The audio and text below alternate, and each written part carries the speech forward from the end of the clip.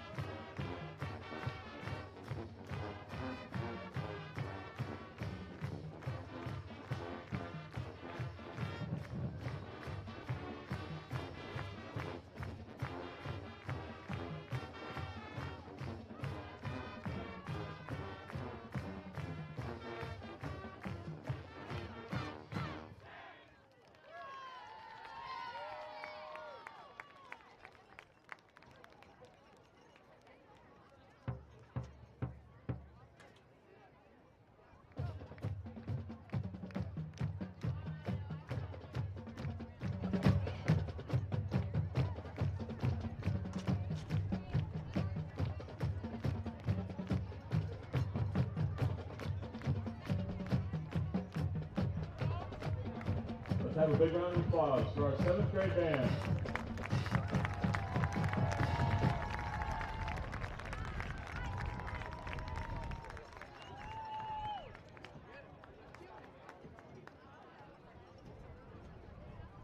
Please rise and remove your caps as we honor America with the playing of our national anthem.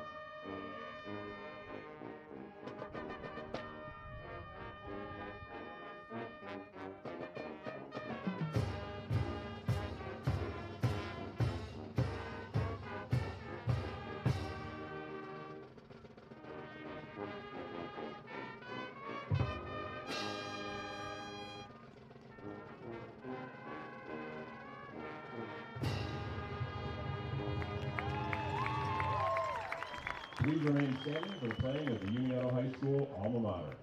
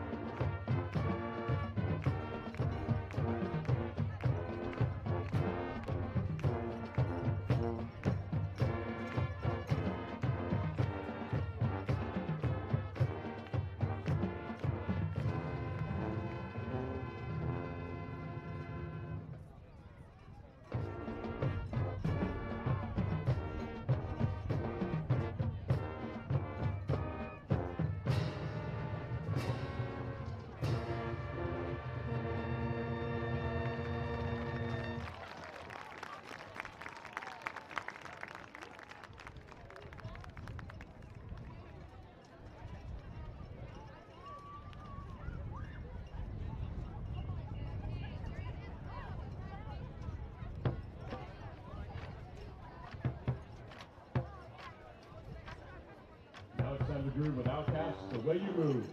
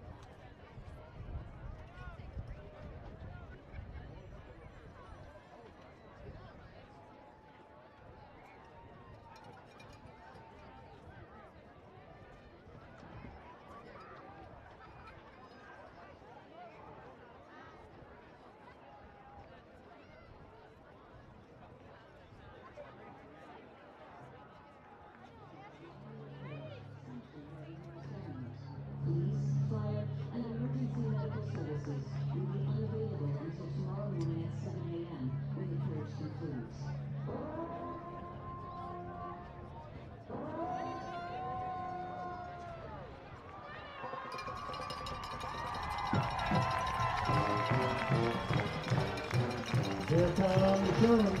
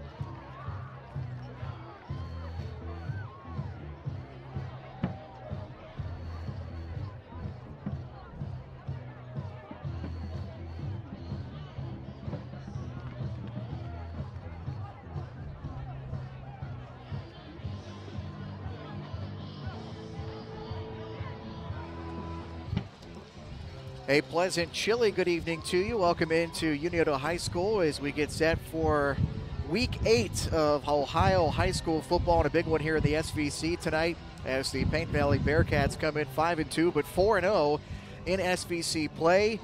And the Unioto Shermans coming off of a very tough loss in a exciting instant classic last week at St. Trace.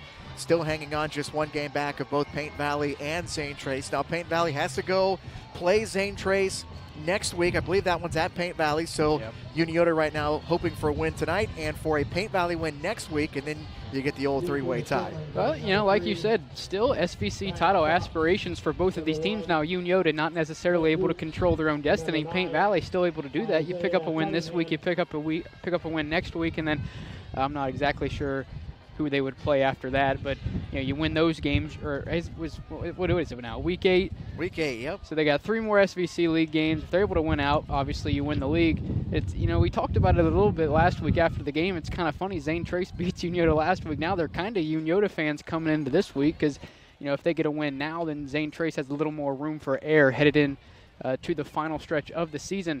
Now, one thing that's a bit different in the recent 10 meetings between these two teams. You know, we talked last week, St. Trace, it was 5-5 over the last 10 years. Between these two teams, Paint Valley, 8 wins to 2 losses in the last 10 meetings. They've won 4 straight. Unioto's last win against Paint Valley came in 2017. That was a 41-7 win. Once again, this would be Unioto's first win against Paint Valley since that 2017 matchup. Big rushing attack from Paint Valley, as is tradition. Kevin Cooper, the All-State quarterback, Braylon Robertson, Dom Chambers. We'll see a lot of them all today. Maybe some C.J. Mannion mixed in, but we'll have to wait to see that. Paint Valley won the toss. They elected to defer, which I always say is the smart decision. Yep. So Unioto will get the football to start the game tonight here on their home field. And a chilly, windy night here at Unioto. Wind gusts of 10 to 15 miles per hour. It's been pretty steady, about 10 miles an hour all evening. And we are underway here from Unioto. Bounce here, fielded by Hoops, coming near side. Has a little room, got the edge sealed a little bit. A nice block on the outside, and he's finally bumped out of bounds there by Braylon Robertson. And good starting field position here for Unioto to begin this football game out near their own 40-yard line. We'll get a look at this Sherman's offense that is running like a well-oiled machine this year. 429 yards per game of total offense, 258 rushing, 171 passing. Last week, Newton Hoops had his first 200-yard passing game of the season, 17 of 23 for 216 and a touchdown. Now, last week, what kind of hurt the Shermans to get started, they fumbled in their first 2 drives, hoping to secure it a little bit more here to start this game.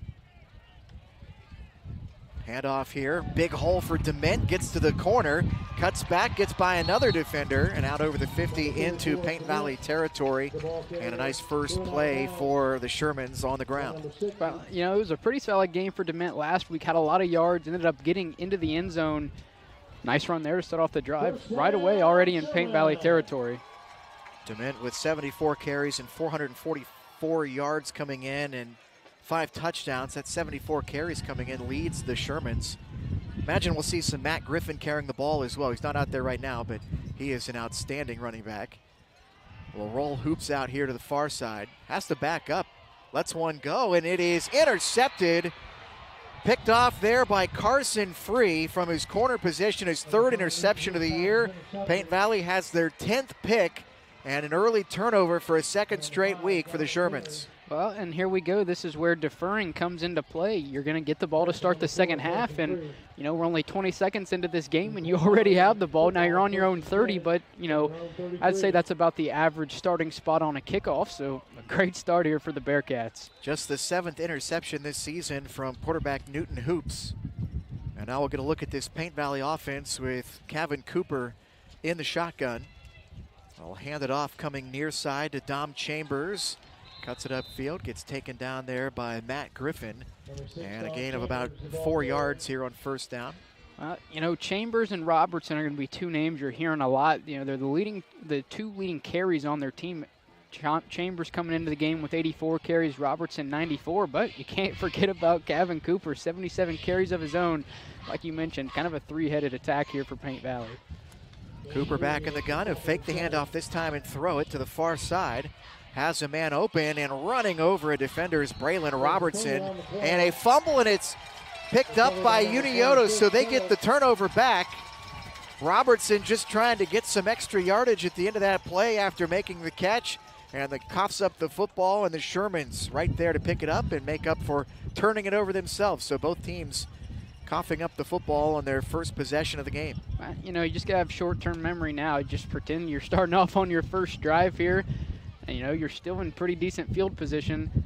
I'd try to stay a little more towards the run here, as you have great running backs. You know, we talked about Dement, but, you know, you're gonna factor in Casey Dre and Matt Griffin as well. So see what Unioto does here. Matt Griffin out there behind Hoops in the pistol. He'll block. The pass goes to Fox near side. A lot of room to run inside the 35, and he's finally ridden out by Carson Free. And a nice high percentage pass play that picks up a quick first down for the Shermans. Maddox Fox, an outstanding player for the Shermans. The all-time leading receiver, came in with nearly 1,900. He only needed 2 yards to get to 1,900 coming in, so he certainly got that and some more on that catch. But 35 catches now in the season, over 550 yards and 8 touchdowns, and he was a big factor in that game last week against St. Trace. So first down and 10 here at the Paint Valley 32-yard line. Newton Hoops, the junior quarterback, completing about 66% of his passes this year. Has to run away from his defenders here. He does find Fox, and he's able to slip a couple of defenders. Looked like he was going to get knocked down at the line of scrimmage, but he ends up picking up about 4 yards inside the 30 now.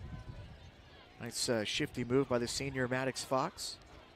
Had 6 catches for 93 and a touchdown last week. So bring up second down here at about 6 yards. Bring 4 on the play, makes it 2nd and 6.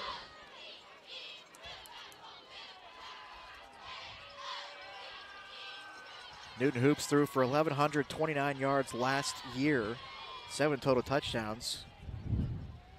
He's thrown for over 1,200 now with a couple of completions to start this game this season.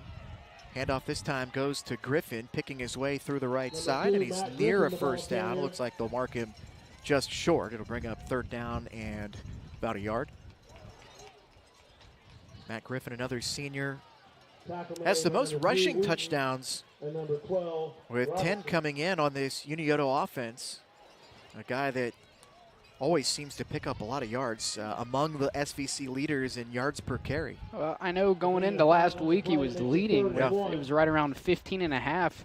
And, you know, he probably averaged around 8 yards a carry in that Zane Trace game. But, you know, the Pioneers doing a pretty good job to cut that in half, although half of 15 is still pretty good yards per carry. So Griffin had a 95-yard run earlier this year. They'll fake the handoff this time and give it to Dre on the little scissors play up the middle, and not much running room there. And they're going to say it's 4th down. So 4th and very short. About the length of a football here. And the Sherman offense will stay on for it. No gain on the play, makes it 4th and 1. Well, you know, you have Haynes that can make probably this long of a kick, although I think you're going to have a lot of wind in your face here, so it would definitely be a long and tough, be about a 40-yarder here. Probably going to want to go for this. Hoops in the gun, he'll hand it off. Immediate pressure, Griffin slips it, gets over the 20-yard line, gets the first down and much more, and he gets up and with the celebratory first down signal. Matt Griffin, the senior, with a big carry there, and our first 4th down conversion of the night. Yeah, a 5-yard pickup for Griffin. He has 2 carries for 10 yards so far tonight. Kind of the change of pace back. Well, you can't even really say change of pace back because it's really more or less a 50-50 split. You see him going to Griffin more in those short yardage situations, as we saw right there. Immediate pressure in the backfield, but most times it's going to take more than one guy to bring him down. This time they go to Dre. A little miscommunication in the backfield as Dre and Hoops actually ran into each other a little bit. Dre, though, able to pick up a yard or two here, and a player on the turf for Paint Valley. And they'll move everybody out of the way. I think it's Colton Yoakum, who just got back into the Paint Valley lineup this week. And Yoakum able to pick himself up off the grass, and they'll make sure that he's okay before he gets too far. 8:04 left here in this opening quarter. Both teams turn over the football on their first possession. It was an interception from Unioto, and then a fumble for Paint Valley just a few plays later. Well, you know, the elements are definitely going to come into effect. Obviously no precipitation or anything of that sort, but, you know, the wind chill's definitely well below 50 degrees, maybe even below 40 degrees. You know, unless you have hand warmers in your pocket or, you know, one of the little pouches, it's going to be tough to keep your fingers warm. And, you know, when your fingers get cold and they start to get stiff, holding onto the ball can definitely get tough. Let's take a look at the goalpost flags there. You can see gusting wind. Well, you can just take a look at the American flag in the other end zone, and it's straight back. Again, about a steady 10 to 12 mile per hour wind here tonight. Griffin, with some blockers in front, gets to the edge and bowls a man over. Gets it inside the 15-yard line. And we'll bring up 2nd down and about medium here. Robertson in on the stop there for Paint Valley. Would not want to be throwing the football a lot tonight, not only because of the wind, but just standing here holding my spot sheet. The fingers are starting to get a little slow. Yeah, and, you know, obviously playing, it's going to be a lot warmer for them than it is for us up here, especially up in the press box. We're, I'd say, the most prone here to the wind, but maybe not as bad at ground level. Yeah. Hoops in the pistol here. They put a man in motion. They'll fake that one. Rolls back the other way, trying to go for the corner, and it's caught by Hoops, but just shy of the pylon. It'll be 1st and goal at the 1-yard line. Blake Hoops with the catch. Had 6 catches for 76 yards last week. Makes a big catch there.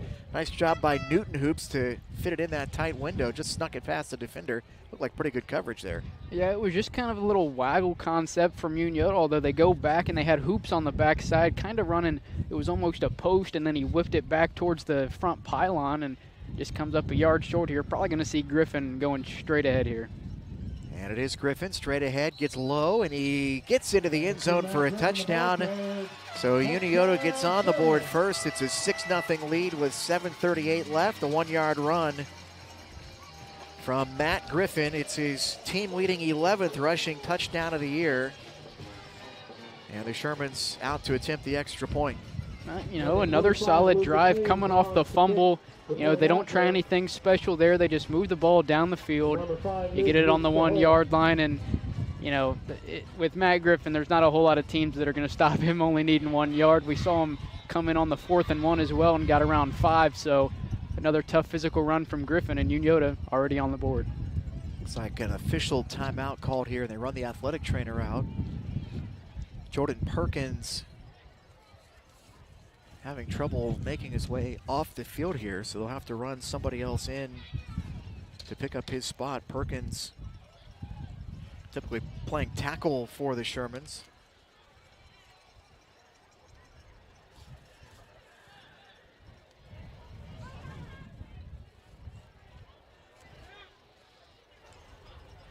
Got Corey Hall down on the field taking photos tonight. You'll be able to get those tomorrow off our website, SOSAOhio.com. Haynes on to kick the extra point, and it is right down the middle. 7-0 Sherman, 7:38 left here in the first quarter. Back in a moment on Southern Ohio Sports Authority, presented by OhioHealth. At OhioHealth, you can see your doctor here or here, on this or on these.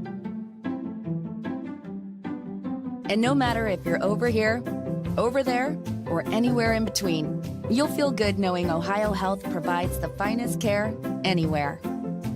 Schedule care today at ohiohealth.com/finest care.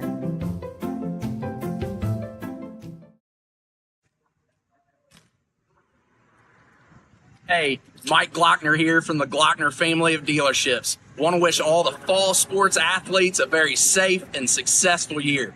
Good luck.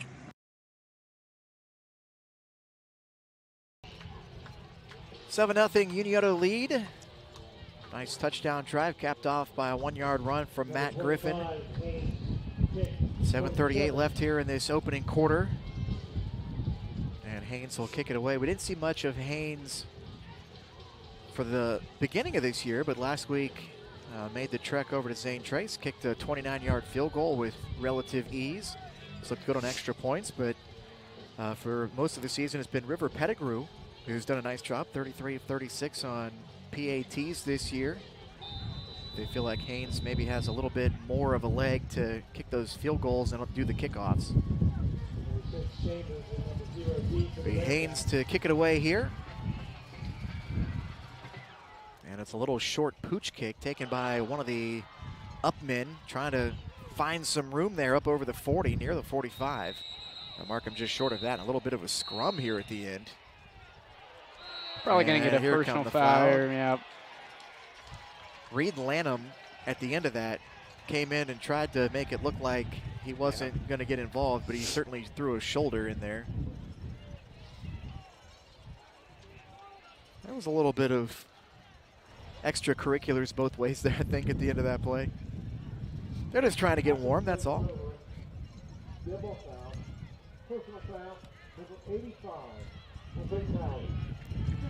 And it is a personal foul on Lanham. So what was going to be really nice field position will not be quite as good back inside their own 30. Yeah, about 5 yards back of where he fielded it. Well, I was going to say about 5 yards back of where they started after the interception on their last drive. Obviously only ran 2 plays before the fumble. So just going to have short-term memory here and just start off a new drive here. Cooper from the gun has a sidecar. He'll hand it off to that sidecar. Chambers coming near side, and they knocked around there, picks up a few yards. Nice gain on first down. Number 6, Chambers, the ball carrier. Tackle made by number 2, Matt Griffin. Matt Griffin in on the tackle. Mr. Everything for the Shermans. He's been outstanding in the run game. He's played very well defensively. A couple of big tackles for loss. 50 tackles coming in. Picks up another one there. Well, and one thing you want to look at the Unioto's defense is they have Ethan Summer back this week. And, when you have a guy over the middle against a pretty run-heavy team, that's going to help out a lot. Fake the handoff this time. Cooper to throw it. Has Robertson open, and he'll pick up the first down out to the 44-yard line. Second reception for Robertson. He fumbled at the end of his last play, and another player down here for Paint Valley. And I think that's Lanham. So Lanham slow getting up, and it's the third time already in this game we've had athletic trainers from one side or the other rushing out onto the field. So hopefully he's okay.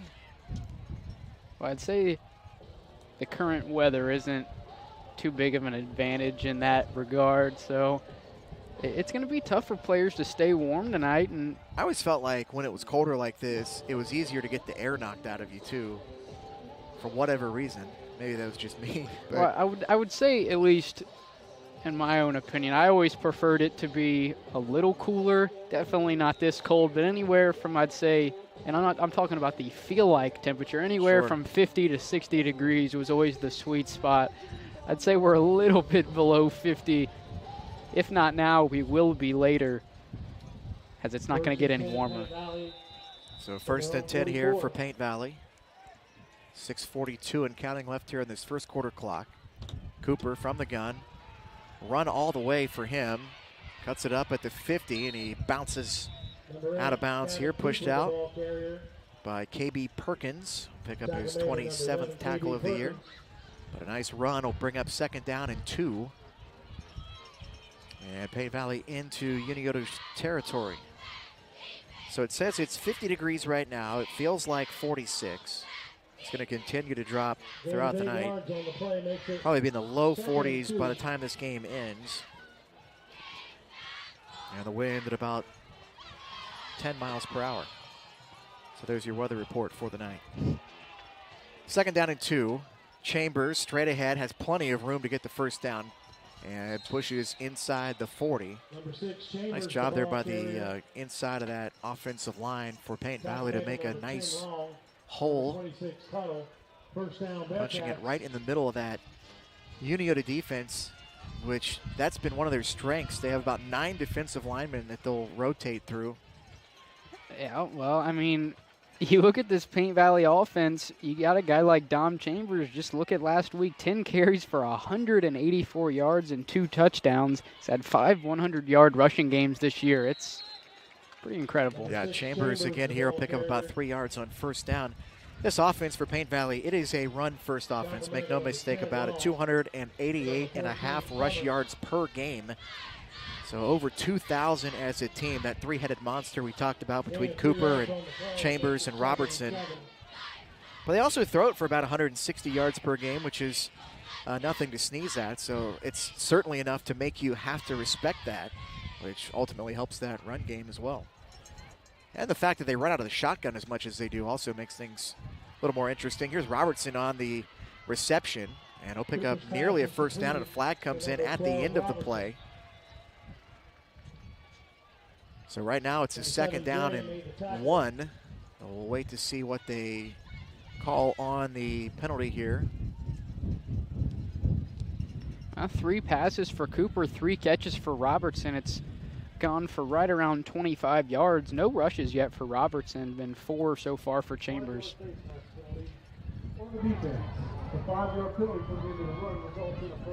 So 5-yard face mask is announced there by referee Brandon Leith. We also have Dave Dietrich, Randy Klauser, Rich Bunner, Ben Miller, and Phil Wilson, our officials here tonight. Handoff straight ahead. And a couple of yards. Ball comes out, but it was after the whistle that he was down. We'll get it out there to the 21-yard line, it looks. Tackle made by number 52, Nolan Fox. And the run there from Braylon Robertson, I believe. Yeah, Robertson's first carry of the day goes for about 4 yards. Almost another fumble for Robertson. That definitely would not have been good for the mentality there, especially once again in this type of weather. So Robertson will stay in the backfield to the left of quarterback Kevin Cooper. Robertson gets the handoff, runs through a couple of would-be tacklers, has a nice seam up the middle, and a first down here for Paint Valley down around the 10-yard line. Oh, wide open gap there. Probably would have scored, but you saw when he came out of the original pile, he just had both hands around the ball just trying to protect it. Ends up coming just short of the 10-yard line. Guards Dakota Tennant. Usually Colton Yoakum out there. I don't know that he's come back into the game yet or not. Gavin Kingery, the center, really blowing some big holes right in the middle of that defensive line for Unioto, giving those guys room to run. Robertson off the left side, gets hit there quickly and pulled down. Will Fleck got in there and wrapped his arms around him and pulled him down for a short gain. Tackle made by number 7, Dre. Casey Dre also in on the play. Last 3 carries have gone only to Robertson. We saw 4 straight from Chambers. And, you know, we talked a lot about Zane Trace and their ability to just switch in and out like that. Really, you look at Zane Trace, Unioto, and Paint Valley, all 3 teams are really able to just switch in and out. They don't have to rely on the shoulders of one guy. And when you get in a game where guys get tired, it's a really big advantage for that team. So 2nd down and 8 here from the 9-yard line. And a fake handoff back to the far side, and a few more yards will get him a little bit closer inside the 5. Tackle made by number 7, Dre. Dre again in on a tackle. Been a busy guy from his free safety position. So a 3rd down and a long 2. With the ball at the 3-yard line. Paint Valley trying to answer the touchdown on the previous possession by Unioto. It's been a nice, long, methodical drive here for the Bearcats. Cooper under center trying to quarterback sneak straight ahead. He stood up immediately and taken down. And he may have gotten enough to pick up the 1st down. It's close. And that is one thing here. Don't have to get in the end zone. Still able to pick up the 1st down, although not 100% sure Cooper was able to do it. Probably going to get a measurement here. But if they didn't get it, it's extremely close. Yeah, that 1st down marker looks like it's just inside the 2. And the ball looks like it's just about inside the 2. So we'll see. And the official goes over, clips a marker right on the yard line. And then that way they can walk it over and put it right back on that yard line, make sure it's in the same spot. And then they'll stretch the chains over, and it is just short. So 4th down and inches here, and I don't think there's any doubt what Paint Valley is going to do here. Well, if you went QB sneak on 3rd and 3, I'd say there's a pretty good chance we're going QB sneak once again on 4th and 1, especially with the guy Cooper's size. Although you also have Robertson and Chambers to go along with them as well, so.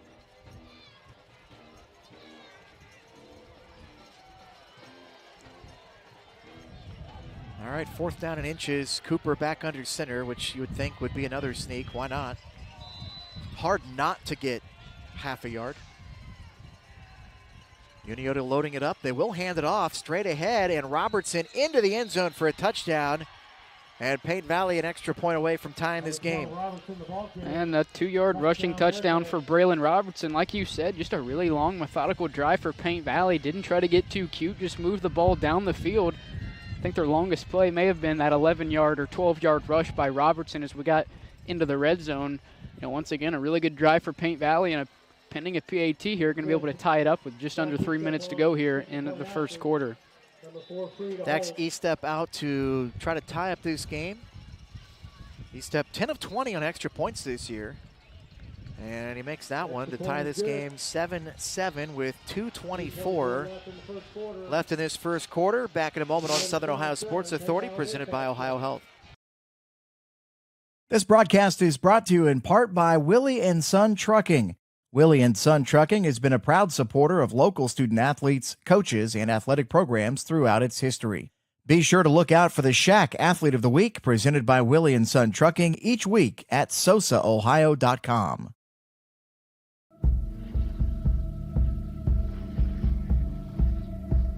Michelle and her dad. Decades of dares. 1 month of learning to jump. First day doing it solo. And 2 years since starting cancer treatment at OhioHealth.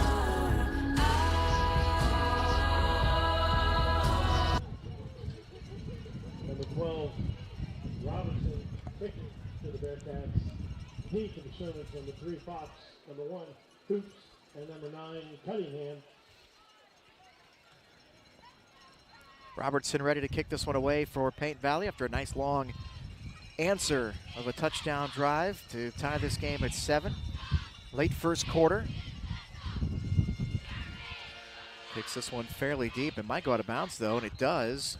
So the illegal procedure on the free kick out of bounds, and an extra flag flies. Yep, right around the middle of the field. Yeah, way behind. And a second one goes down, and a third one goes. Wow. I didn't know they had 3 flags. Well, the one wasn't even a flag. I think that may have been his fumble bag. Okay. But he definitely pulled 2 flags and a fumble, kind of a bean bag out of his pocket, and he threw them out simultaneously. Yeah, at the end, there was a Unioto player walking off the field. I was looking down the field at the first flag. I saw Andrew Griffin turn around and throw his hands in the air like, wait a minute, I'm walking off the field. What are you pointing at me for? But we'll have to sort this one out. Yeah, you're just kind of emptying his pockets, everything he had. Usually when you run out of flags, you throw your hat or hat, something, you throw whatever you got. Yeah, I mean, the right hand threw up the bean bag, and the left hand threw up the flag, and he already aired out his first flag right around the 30 in the middle of the field. So we've got to figure out empty pockets right now. I mean, this might be one of those 4 flags. Might be one of those math problems where you have to. We're gonna see them like they did last week, where they walk it back a couple. They walked it back 10 and then back 15. Free kick out of bounds on the kicking team. The ball will be placed on the 35-yard line. We have a dead ball foul, unsportsmanlike conduct, number 22 on the receiving team. That was a 15-yard penalty. First down, Unioto. So it's just the one personal foul, and it is on Andrew Griffin for a personal foul. So the kick out of bounds would put the ball at the 35, and then they'll walk it back 15 yards from there. And a good explanation from our referee tonight. It's just apparently an especially egregious foul that he had to throw multiple. 3 flags for one penalty here. Yeah, it's funny too. Some officials will kind of let you get away with jawing as long as it's not directed at an official, or you're not going over the top, crossing that line, talking to other players. And some officials they shut it down immediately. Hey, Sherman fans, we'd like to welcome the and sometimes what you can see happen too, though, if you don't shut it down, is players will continue to push that line a little bit more and a little bit more, and then you sometimes start getting physical. That's why a lot of referees will try to nip it in the bud. Will be assessed on the kickoff. Unioto decided to have Paint Valley kick. Okay, so wow. They're saying the penalty is going to be assessed on the kickoff, and they have elected to have Paint Valley re-kick. So we're going to do it all over again. Paint Valley will just be closer. Yeah. So do they kick it from the Unioto 45? Well, if they're going to call it a 15-yard penalty, it should be on the 45. So, yeah. And the official, just to have good measure, goes back to the 40, and he'll walk off the 15 yards here.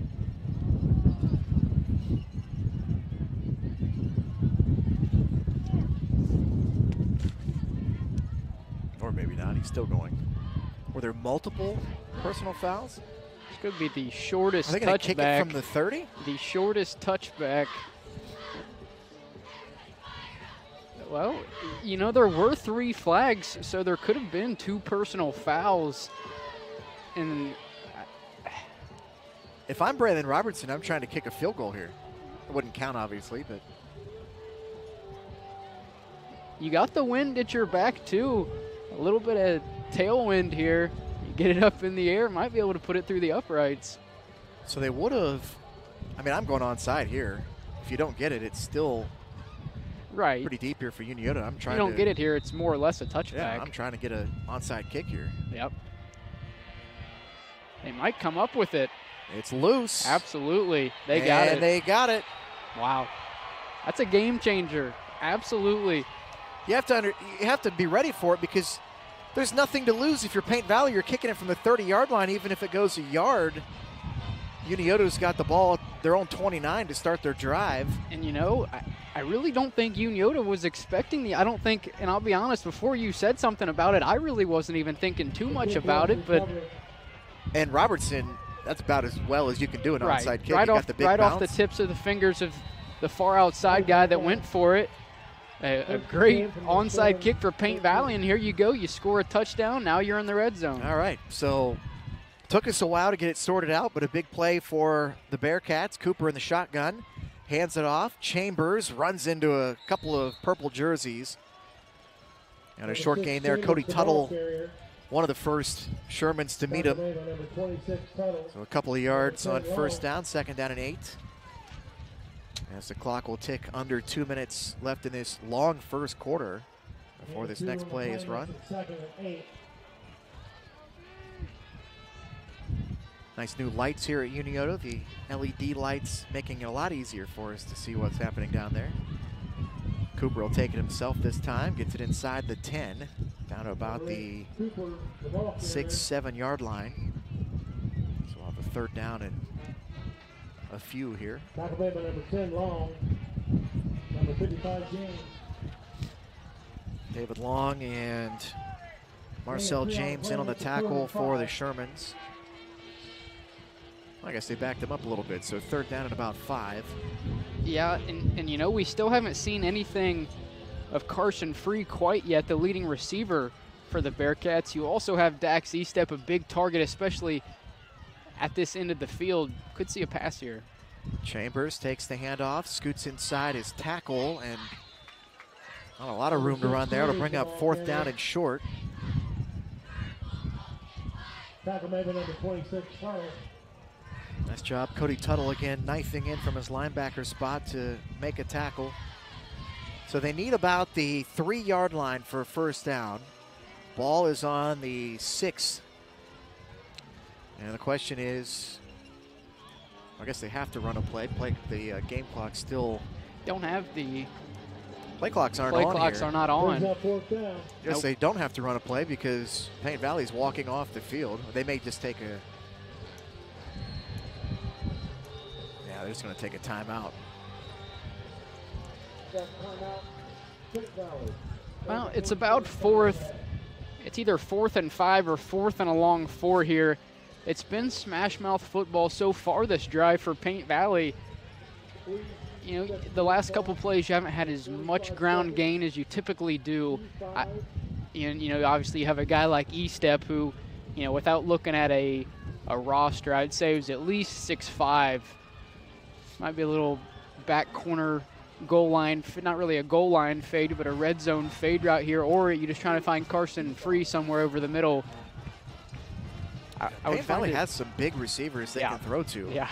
Big athletic receivers. We've seen them. Well, we've seen them go 3 times to Braylon Robertson to start the night. Three passing attempts from Cooper. All 3 have gone to Robertson. So they put 35 seconds back on the clock, but they put it back to 35 seconds.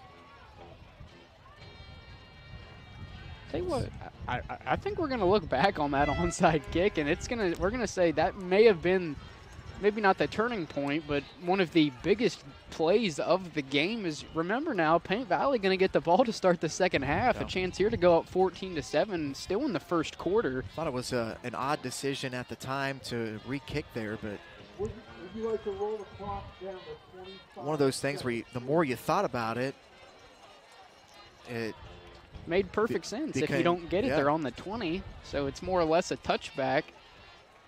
So they're going to put the clock now at 25 seconds. They went up to 45, now down to 25 seconds. So they had it a few different spots. I think they have it right now. Fourth down and 4. You look to the left side. You have Free and Estep.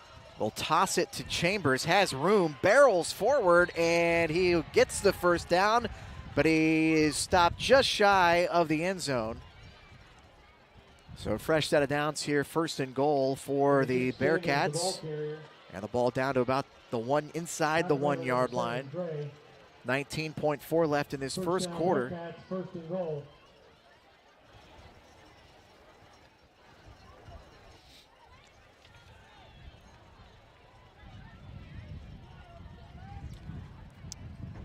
And they're not going to run another play, it doesn't look like. Yeah, just going to let it run down here. Flip the side of the field here. Probably just go punch one in, although on the other side. So the first quarter is in the books, 7-7. Paint Valley less than a yard away from taking the lead after an onside kick. We'll take a break. Back in a moment on Southern Ohio Sports Authority, presented by OhioHealth. If there's not a Par-Mar store near you now, there will be soon. That's the slogan, and that's what we believe at Par-Mar stores. From groceries to gas and all the other stuff you need, Par-Mar has it. Download the Par-Mar app for even more savings, and don't forget the Par-Mar rewards card too. We also believe in being a big part of your community, so look for us at the ball game or wherever you are. Shop us today, like us on Facebook, Instagram, Twitter, and remember, if there's not a Par-Mar store near you now, there will be soon.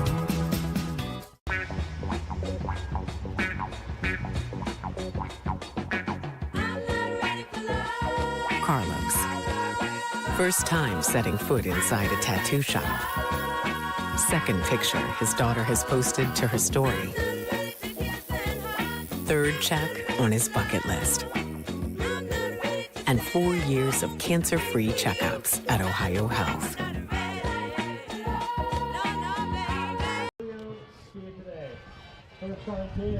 Just about ready to start the second quarter here at Unioto. Jacob Wise, Dewey Daly. Glad to have you with us here on Southern Ohio Sports Authority, presented by OhioHealth. And Paint Valley about the length of a football from taking the lead here. You know, last time they were in this spot, it was Robertson who capped off the drive, got his first rushing touchdown of the night. Wouldn't be surprised if they even it up here and let Chambers get one as well. Cooper will take it himself. Robertson tries to shove him into the end zone. No signal yet. And there it is. Touchdown for Paint Valley. They're in front on the first play here of this second quarter. Well, I wasn't right who got it, but I was right that it wasn't going to be Robertson. They're going to give Cooper his first rushing touchdown of the night. That's his 14th on the season. They're an extra point away from taking a 7-point lead over Unioto here in the first few seconds of the second quarter. He step out for the extra point here. And that one is good. Well, a season-long 50%er from or on extra points. 2 for 2 here tonight with Unioto's pretty accurate extra point field goal kickers. It could come into play here. How about this? 3 touchdowns so far in this game. It was a 1-yard run by Matt Griffin for Unioto with 7:38 left in the first quarter. First touchdown for Paint Valley with 2:24 left in that quarter. A 2-yard run from Braylon Robertson. And then the one just a moment ago, a 1-yard run from Kevin Cooper. So 3 touchdowns, 3 runs of 2 yards or less. 2 for a yard apiece, 1 a 2-yard run. So we haven't had the big explosive plays in this game. Paint Valley's done an outstanding job of just continuing to pick up yards on each and every play, stay ahead of the sticks. Unioto's bit themselves a little bit in this game.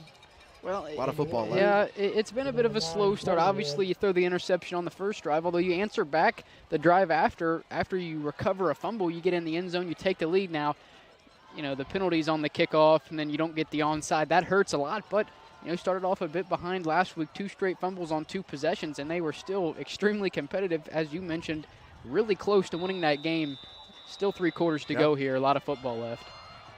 Robertson boots this one away, charging to field that one and bring it up is Cunningham. He has the sideline, 1 man to beat, and Robertson will force him out of bounds, but a big kickoff return from Cunningham.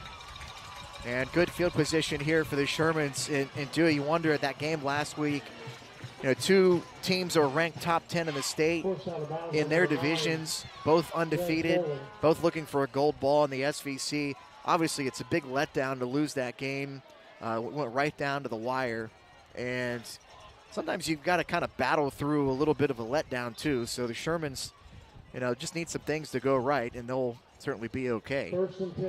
Still ranked 10th in their, right, I was going to say, state in their division, yeah. Yeah, I thought they were still in the top 10. St. Trace moving up to 8 in their division after the win last week. Quick flip over here to Hoops, trying for the corner, And a good job by Justin Pence to use that sideline as an extra defender there. And a little extra there on the Unioto sideline at the end of that play. Nice little gain on first down.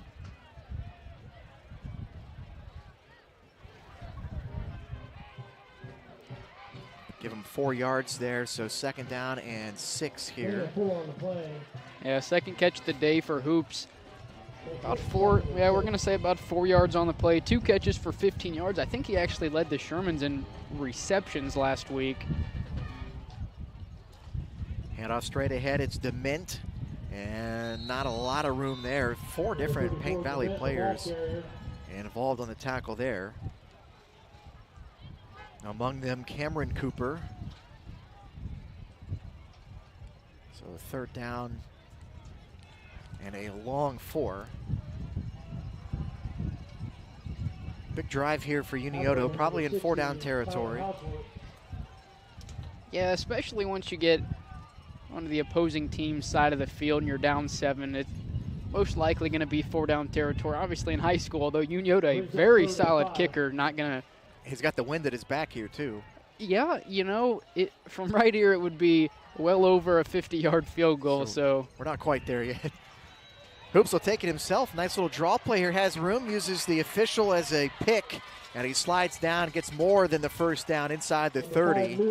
And a nice little wrinkle there from Unioto to look like they were going to throw it, and Hoops pulls it down and runs with it. He's run the ball fairly well, although he hasn't done it a ton this year, about 3.5 yards per carry. He had a scramble in that game last week. Looked like he was going to get sacked, came all the way back across the field, picked up a big 1st down on what ended up being a touchdown drive to put Unioto up about middle of the 4th quarter of that game last week. 1st and 10. Yeah, you know, you don't really think about what he can do on the ground when you think about what he brings to the table, but you talk about that play last week, big 3rd down conversion there for Unioto. If you're able to get it done on the ground when it matters, then, you know, that's good enough for me. And Unioto looks like they want a timeout here, so they'll take their first. 10-12 left in this first half, 14-7. Paint Valley in front is Southern Ohio Sports Authority, presented by OhioHealth. At OhioHealth, you can see your doctor here or here, on this or on these. And no matter if you're over here, over there, or anywhere in between, you'll feel good knowing OhioHealth provides the finest care anywhere. Schedule care today at ohiohealth.com/finestcare.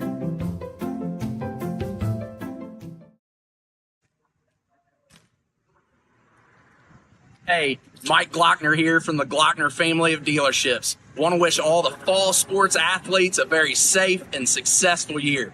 Good luck. Unioto out of the timeout, 1st down and 10. Dre in motion, they'll flip it to him. Cuts inside a kick-out block, but still not much room. I'm not sure he got back to the line of scrimmage. Yep. Good pursuit there by Paint Valley. Robertson in there, Cameron Cooper in there. And they will back him up. It'll be 2nd down and 11, so a loss of a yard as the Shermans tried to stretch it to the sideline.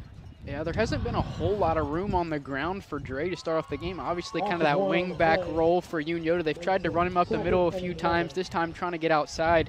Unofficially, 3 carries for -1 yards. But he does have that big playability, and we've seen them use him a lot on kind of that jet sweep motion, so we'll see if they utilize that here tonight. Double wing here. Hoops will throw it. Tosses to Fox, and he makes a nice grab just along the sideline for a 1st down at about the 12-yard line. Nice throw from Hoops, nice catch from Fox. Kind of ran level routes there. You had Fox running it a little bit shorter. He had Blake Hoops running kind of a corner there towards the pylon in the end zone. About 10 yards behind him. Went for the short man, picked up the 1st down. Never a bad idea to throw it to Mr. Maddox Fox.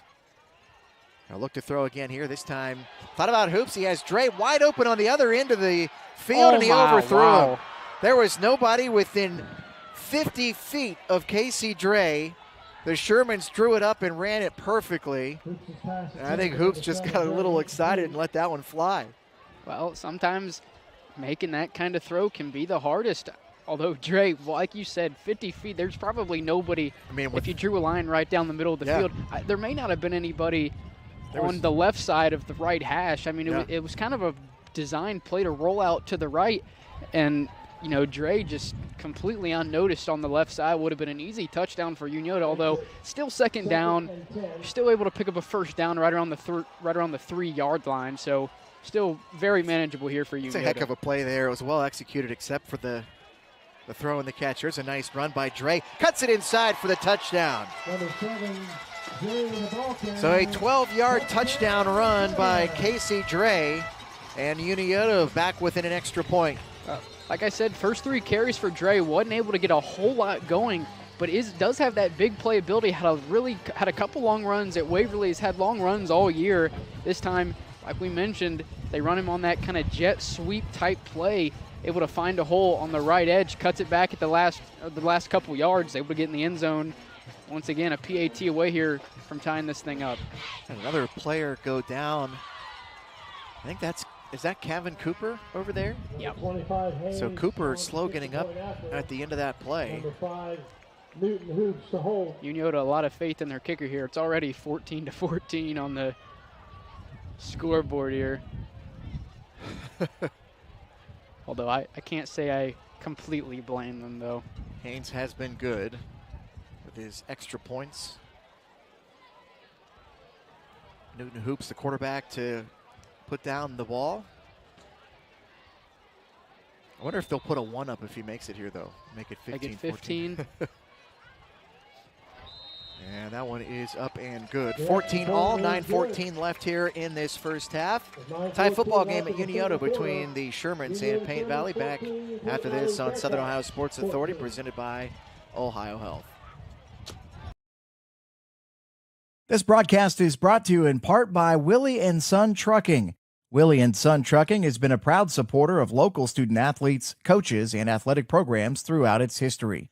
Be sure to look out for the Shack Athlete of the Week, presented by Willie and Son Trucking, each week at SOSAOhio.com.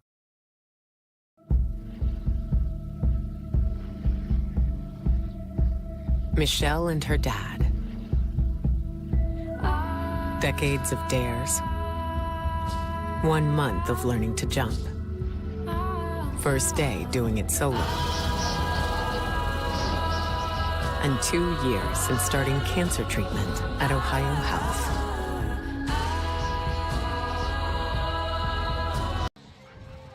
Number 25, Haynes kicking. All right, 14-14 football game, 9:14 left here in this second quarter. Sherman scored first, Paint Valley with back-to-back scores, and then Unioto just now tying up this game. Haynes ready to kick it away. Remember, we saw Kevin Cooper going off the field slow a couple of plays ago.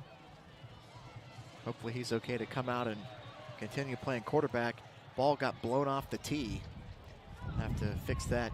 Was in the NFL, if it happens twice, then somebody has to hold it. Yeah. Yep.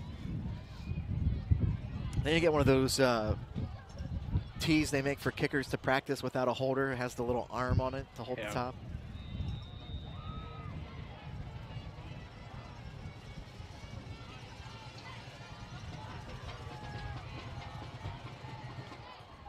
And a nice kick here from Haynes.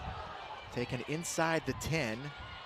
Trying to weave his way through and out over the 25-yard line. Nice little return. Number 16, Ty Woods. Ty Woods in on the tackle, and first down here for Paint Valley at their own 26-yard line. 8:51 left in this first half.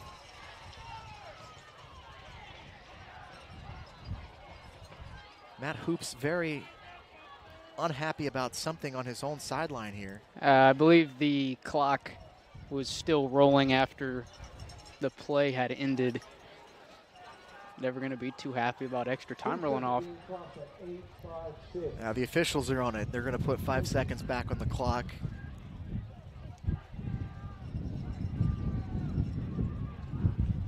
A lot of people don't realize they do keep time on the field as well. And occasionally, it doesn't happen now that you don't have very many scoreboard failures, but First and 10 Bearcats on the every now line, and then you've 26. probably seen a game where they said, you know, we're going to turn the clock off and keep time on the field.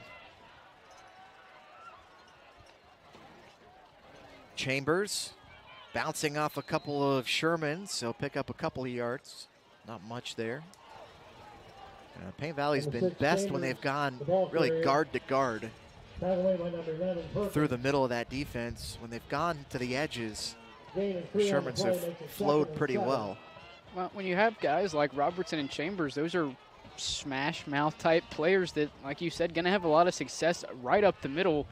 You kind of use Cooper as the guy to maybe pull it on a read option and head to the outside. Cooper checking with the sideline here. We'll fake the handoff, a quick pass to Robertson. Couple of defenders there. Robertson shakes Dre and picks up a few extra yards out to the 35-yard line, just about a yard and a half short of the first down marker. Tackled away by number 14, Summer. Robertson proving to be a good weapon for the Bearcats out of the backfield and lining up in the slot as well. Came in with just 6 catches, but for 156 yards. He's got, what, 4 catches in this game? Yeah, he's got 4 catches for right around 30 yards on top of 4 carries for right around 18 yards. So Swiss Army knife so far for this Bearcat offense. 3rd down and 1. They'll hand it off. Robertson, the up back. He'll pick up the first down. Look like maybe about half a yard to spare. And they'll move the chains. And this Paint Valley offense just Number 12, Robertson, the ball carrier. Tackled away by keeps number on 14, keeping on, Summer. don't they? Yeah, they're just moving right down the field. And, you know, even when they do throw, it's just kind of a pitch to the outside. It's more or less just a long handoff into the slot. And they, like I said, they've demonstrated that with Robertson, kind of running that little kind of a bubble screen in the route. You get the outside guy coming down to block, and they've done a great job doing it here tonight. They don't do a lot of exotic things, but what they do very well. Again, Paint Valley coming in 288.5 rushing yards per game. Cooper going to throw it here. Got man coverage down the sideline, free, contact, and a flag. Yeah, probably going to be offensive pass interference on free. May have just pushed off a little bit on Cunningham, the DB. Cunningham had pretty good coverage there. Ball a little underthrown into the wind. And the officials Number 9, Cunningham on the discussing it here. There's a flag on the play. And they're going to call it on Unioto, and the Sherman sideline can't believe it.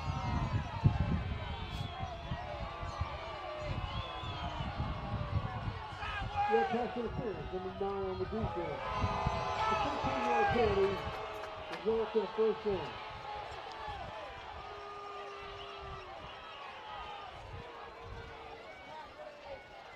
A lot of folks here wearing purple with several layers over top of it tonight. Not happy about that call. Give Paint Valley a first down here.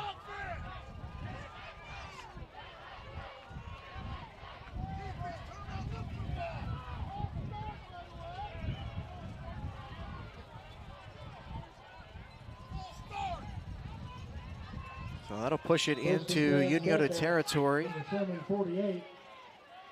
At the Sherman's 48-yard line. Robertson picking his way through, breaks a tackle, runs through another, and gets it inside the 40 and out near another first down. Will bring up 2nd down and 1. Yeah, shook about 3 tackles there. Just a long physical run. Comes up about a yard short of the first down. Going to be 2nd and short here for Paint Valley. I wonder how many times the phrase gang tackling was used during practice this week for Unioto. These running backs for Paint Valley are not easy to get to the ground. It's definitely a week where you might have a scout team lineman as the running back and practice getting as many guys to the ball as possible. Chambers this time looking for the edge. Cuts it up, and he'll pick up way more than the first down here. Gets it inside the 35 to the 32-yard line. And again, move the chains. It's right now little chunks. Number 10 long, and number 2 Yeah, and if Paint Valley is able to keep this speed up in this drive, could run it down to maybe right around under 3 minutes or so. Maybe a little less if they keep the ball, you know, off the ground and they don't go out of bounds. good chance here they could score here, maybe get a quick stop on defense, turn around the second half, score again, or have a chance to. These are the drives that just absolutely wear you out if you're a defender. Yeah, and that's another thing. You know, you're playing at the second level here, or maybe you're a defensive lineman and you get Robertson a couple times right at you, and you're tired, and you're like, okay, well, he's probably a little while out too. Well, here comes Dom Chambers into the game, and even if both of the running backs are tired, Cooper's going to come right up that way as well. So another 4-yard gain on first down. There's a clock now under 5.5 minutes left here in the half. Chambers, right side. Again, some nice room to run and bounced off a couple of defenders. Got to bring up third down and short as he gets it down to about the 25-yard line.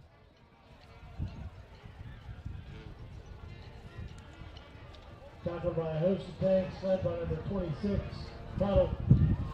Cody Tuttle and others in on the tackle. Gain of 4 on the play, makes it 3rd and 2. The venerable call by the PA announcer here, the classic, a host of players on the tackle.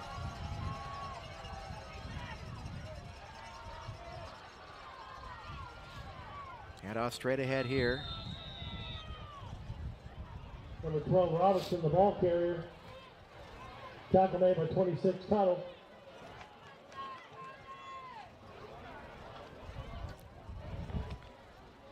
Obviously some technical difficulties. Not sure what's going on. Might be too cold. yeah, I was getting ready to say it's down, Bearcats. getting a little chilly out here, and that could be a possibility.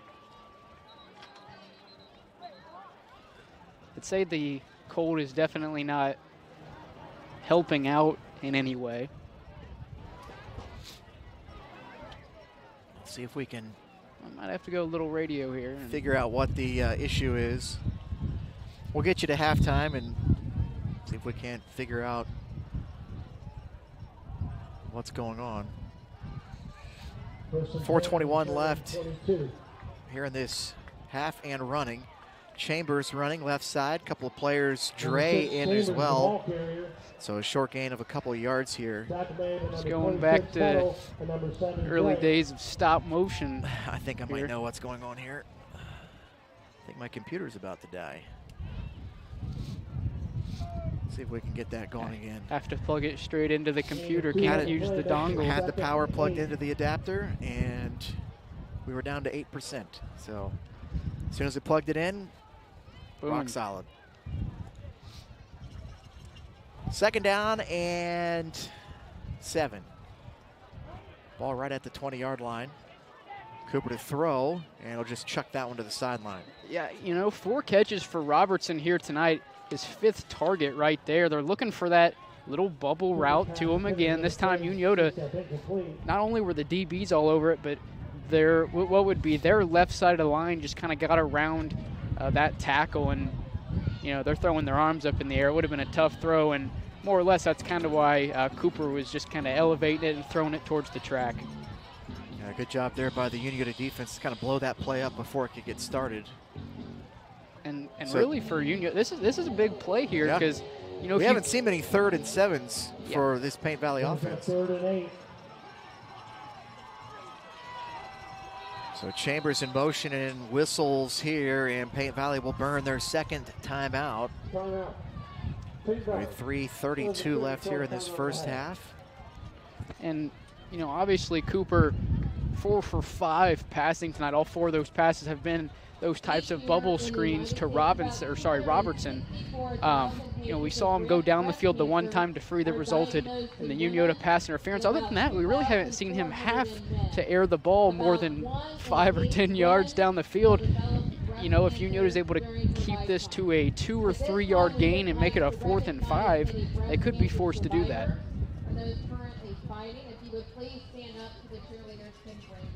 So we'll see what Paint Valley comes up with here out of the timeout. Obviously, they've got 2 shots to pick up.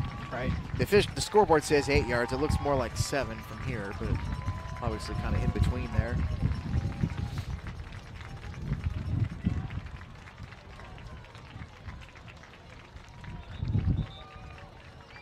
I think, not obviously, Unioto was hoping to get a stop and have a chance to score here before the end of the half, especially since Paint Valley gets the ball to start the second half. So you really need a big stop here on third down to make it a 4th and long. Chambers in motion. The handoff, Robertson, left side, has some room and stopped just shy of the 15-yard line. So it'll bring up 4th down and about 2 to 3. Yeah, just putting his head down, trying to pick up as many yards as he can. I think he was able to make it more or less 4th and short here. Going to be about 4th and 4, 4th and 3. So about a 4-yard pickup on the play for Robertson. But with these running backs, I still don't think they absolutely have to pass if they don't want to. We'll see what they do here. Clock inside 3 minutes, and obviously Paint Valley not worried about that at all. They are not in a hurry. Feels like we played a whole game here in this first half. It's definitely been an eventful first half. 2 turnovers, more or less 3 turnovers if you want to count. Now Paint Valley's going to burn their final timeout. Yeah, the onside kick, if you missed it, it's definitely going to be something interesting to go back and watch on as it turns, what was a kick out of bounds from your own 40 turns into you're kicking off. I think they've on the Unioto 30-yard line. So Paint Valley scored to make it 7-7. They kicked it off out of bounds, and then there was, we think, 2 personal fouls called. There's a 30-yard penalty, so it more or less would have had to, or it could have been 3, as we did see 4 flags in total. So Unioto elected to take that penalty on the kickoff and have Paint Valley re-kick, which means they kicked it from, the 25-yard line? It was they kicked off from the Unioto 30. They kicked off from the Unioto 30, and at that point, right before it happened, it hit my brain and said, hey, why wouldn't you onside kick here? The Robertson hit it perfectly. Yeah. Unioto got it, and then they went down and scored and went up 14-7. Unioto able to drive back and tie the game, but now Paint Valley on this long drive again, a 4th down and 3 here. Sherman's trying to sneak up to the line. Cooper will hand off Robertson and in to make the play. Ethan Summer, he snuck up to the line of scrimmage right before the ball was snapped. Nobody there to block him, and he makes a big play for the Shermans. They get it back on downs with 2:39 left here in the half. And like I said pregame, that's something you did not have last week. Comes straight through the line unblocked, able to get to Robertson more or less as soon as he touches the ball. Probably a 2-yard loss for Robertson on the play, a big stop for Unioto. And I think they only have 1 timeout left. Well, actually, no, they have 2 timeouts, two timeouts, 2:39 to go. With a kicker like Haynes, you've got a bit of tailwind.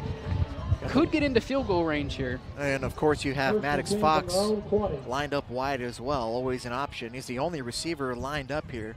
They'll hand it off to Dement, and he gets that over the 25-yard line. Number 34, Dement, the ball carrier.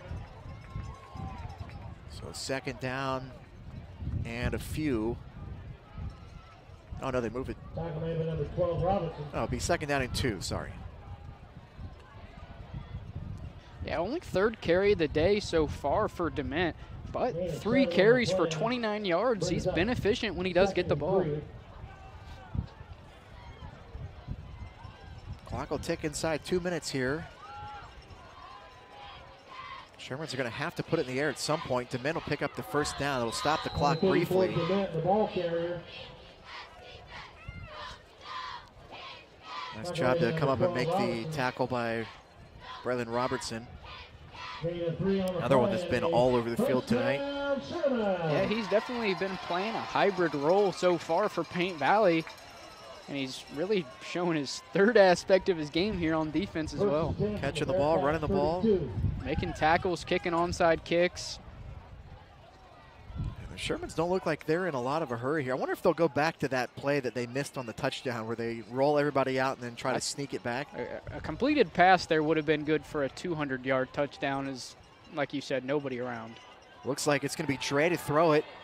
Trying to go deep, and he threw it too far, and it's intercepted by Carson Free, his 2nd pick of the game. So the Shermans try to get fancy there with their backup quarterback slash wingback, Casey Dre.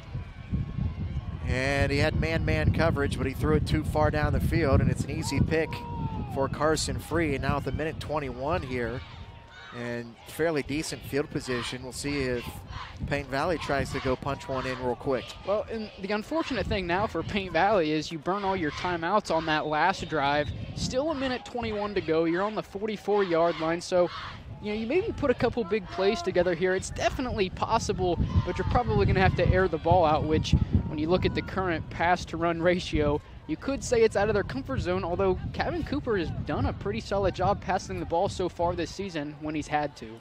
Carson Free doubling up on his interception total with 2 in this game. 4 on the year. Cooper's going to throw it deep, trying to find E-step back to the far side, and nearly intercepted by Caden Cutright, trying to undercut that pass. But I tell you what, that is a size mismatch. Yeah. Cutright 5'8", Dax E-step well over 6 feet tall. Now one thing, I don't know if you noticed, I tried to point it out, but I wasn't sure if you knew what I was talking about. On that last 4th and 4 play for Paint Valley down here towards Unioto's sideline, it was the E-step on Cutright one-on-one. They actually took Cutright out of the game and put Fox in to guard him. Obviously they run the ball anyway, but I just thought that was something interesting that Unioto did right on the spot. Same matchup here at the bottom of the screen. They'll hand it off, Robertson, and he'll pick up a few yards and bring up 3rd down and long.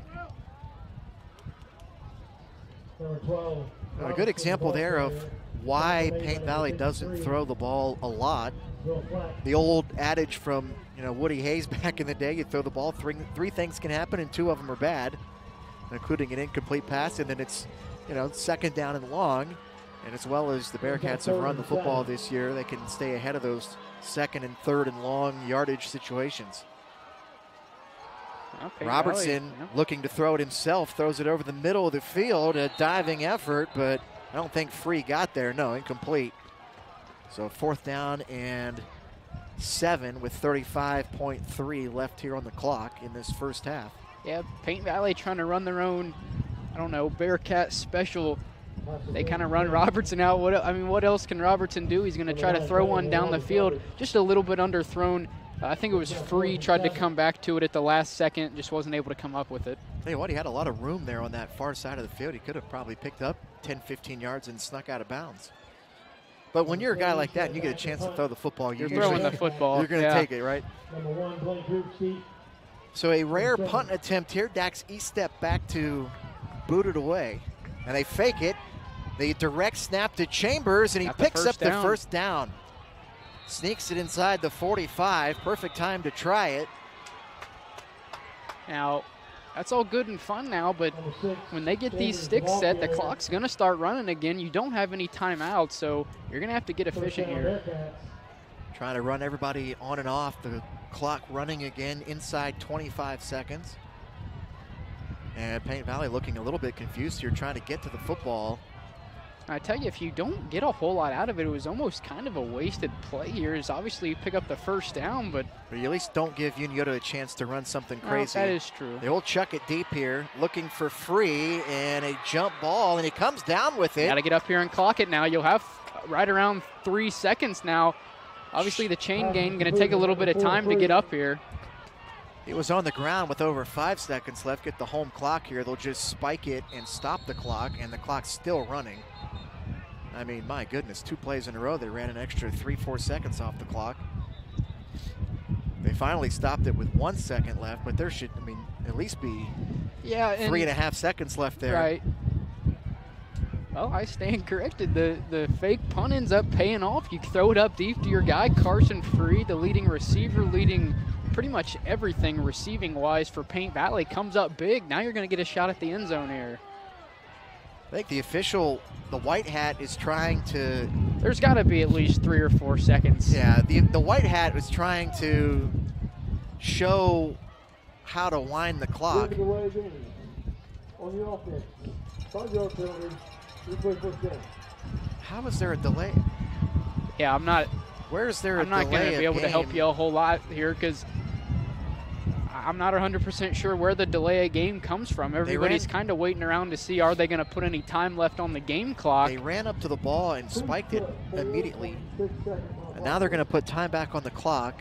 I find it hard to believe you're going to have a delay of game when there's not even any time on the game clock. I still think that the white hat was trying to show the official on the sideline how to make the proper motion to wind the clock because of the previous issue, but ESTEP's going to come out here for a 35-yard field goal attempt. We still are not 100% sure how much time is left on the actual clock, ESTEP. I think it's 4.6 as that one sneaks through for ESTEP. What a kick for Dax ESTEP. They put 46 seconds on the clock instead of 4.6, and the Unioto sideline is frustrated, understandably, but there was enough time to kick the field goal there. There definitely wasn't 46 seconds left. I'd say there was maybe 3.5 left, possibly. Either way, a huge kick for ESTEP that gets Paint Valley out in front. We've said it a lot so far tonight. Going to get the ball to start the second half. Going to do so with a 3-point lead. Once again, a huge kick and really a big game changer now for Paint Valley. So the halftime score as they still try to. That had to have been about a 35-yarder. It was a 35-yarder right on the dot. Kicked it from the 25-yard line. So had 3 points here for Paint Valley. That's not 3. 17-14 is your halftime score. We're going to go find somewhere warm to hang out for the next few minutes. We'll be back with the second half. Good ball game here at Unioto. 17-14, Paint Valley in front. This is high school football, Southern Ohio Sports Authority, presented by OhioHealth. If there's not a Parmar store near you now, there will be soon. That's the slogan, and that's what we believe at Parmar stores. From groceries to gas and all the other stuff you need, Parmar has it. Download the Parmar app for even more savings, and don't forget the Parmar Rewards Card too. We also believe in being a big part of your community, so look for us at the ball game or wherever you are. Shop us today, like us on Facebook, Instagram, Twitter, and remember, if there's not a Parmar store near you now, there will be soon.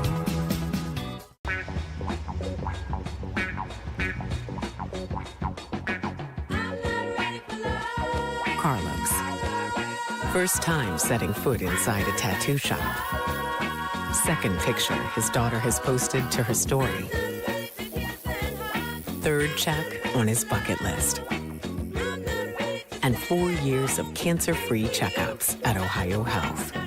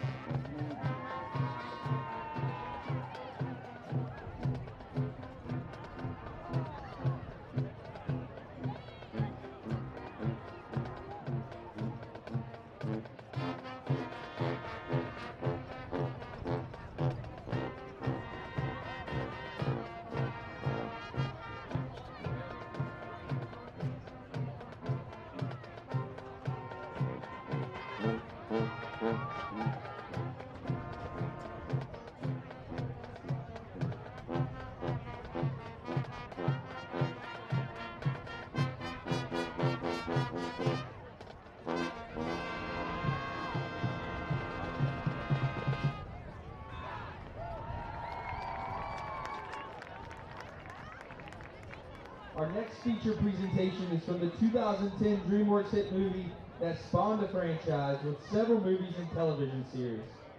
Look to the skies and sharpen your horned helmets. This is How to Train Your Dragon.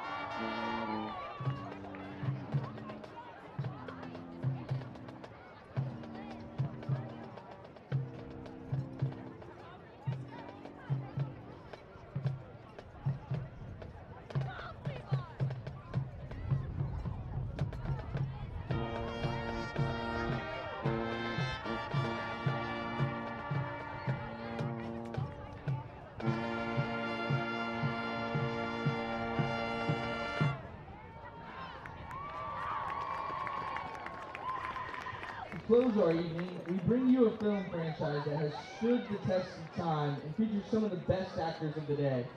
Featuring a dance break written by Alexander Campbell and Valerie Fennell, and a drum break by Sam Watson, Gabby Carter, and Chris Collette.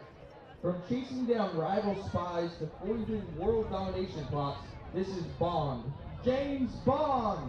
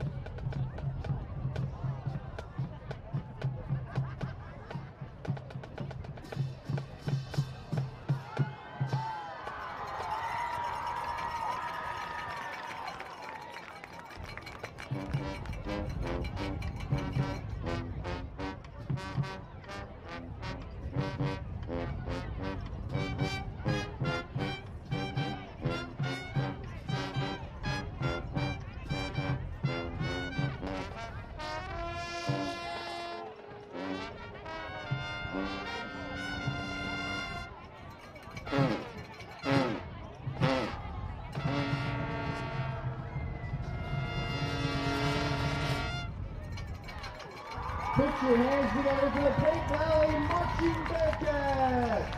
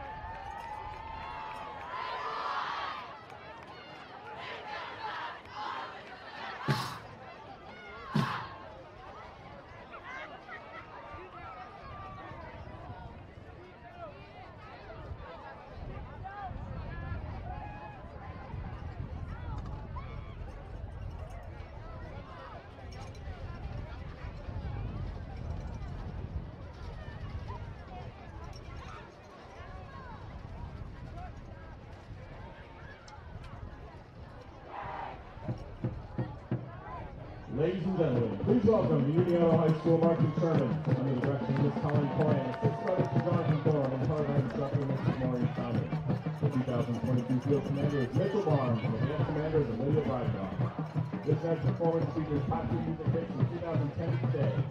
First up is Jessica J, Ariana Grande, and Nicki Minaj's Billboard Hot 100 release in 2014, and Better.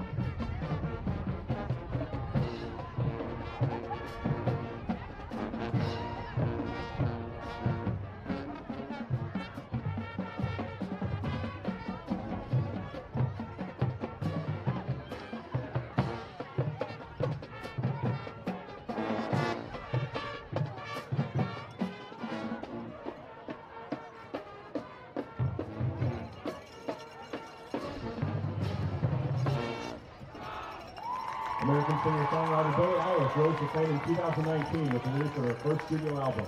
Known for her electro-pop music and minimalist instrumentation, the star won Record and Song of the Year at the Grammys. Here's Bad Guy.